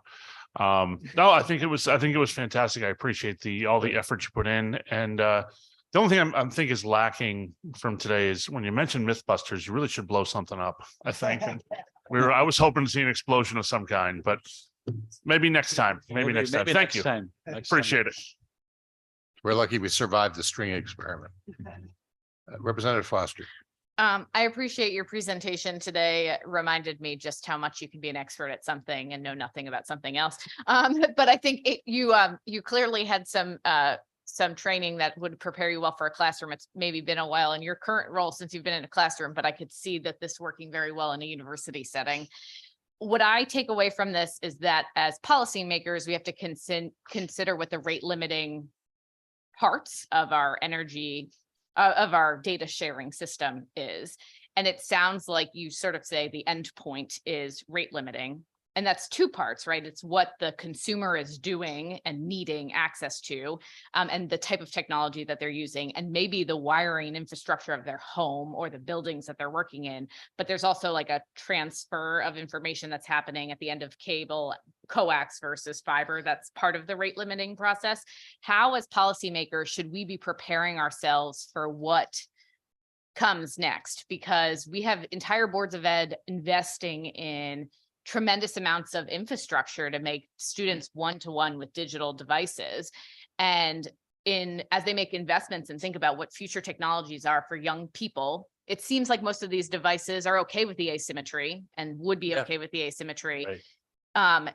Should we be preparing our districts to plan and think about when that's not going to be okay, or if it's not going to be okay, or are we too far from that? Or is there something else we should be preparing for? Boy.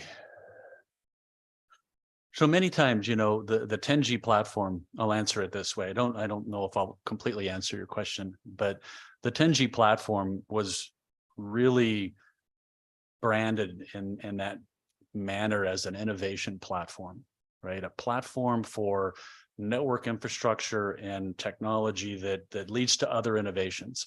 For example, the Netflix didn't come and then the network followed it, right? The network came first, and then Netflix, was invented, and that's how the cable industry views their networks, is as an innovation platform, and that's embodied in the messaging around 10G. So I think that as long as we are planning for, capacities are going to continue to increase, whether symmetry does or not sure, but networks are trending towards symmetry, whether it's coax based or fiber based.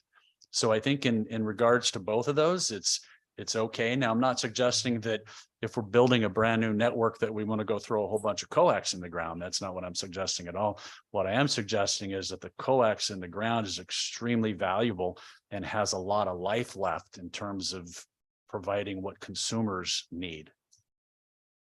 I appreciate your answer. I think one of the things I'm hoping that maybe we can ask after we've had time to process this, there'll probably be more questions that come up. But I think something that in this meeting today became really clear is that the intersections between this and other committees' work and the long-term planning that the state might influence on the local level is going to be predicated in large part on what we legislate related to this industry. And so I think we really need to be prepared or thinking comprehensively about those needs.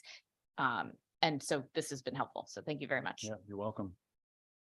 Thank you. I don't see any further questions. Again, I want to reiterate how much we appreciate your traveling out to educate us. I'm not so sure everybody is as focused on asymmetry as much as how we can end run around Netflix limiting sharing of passwords.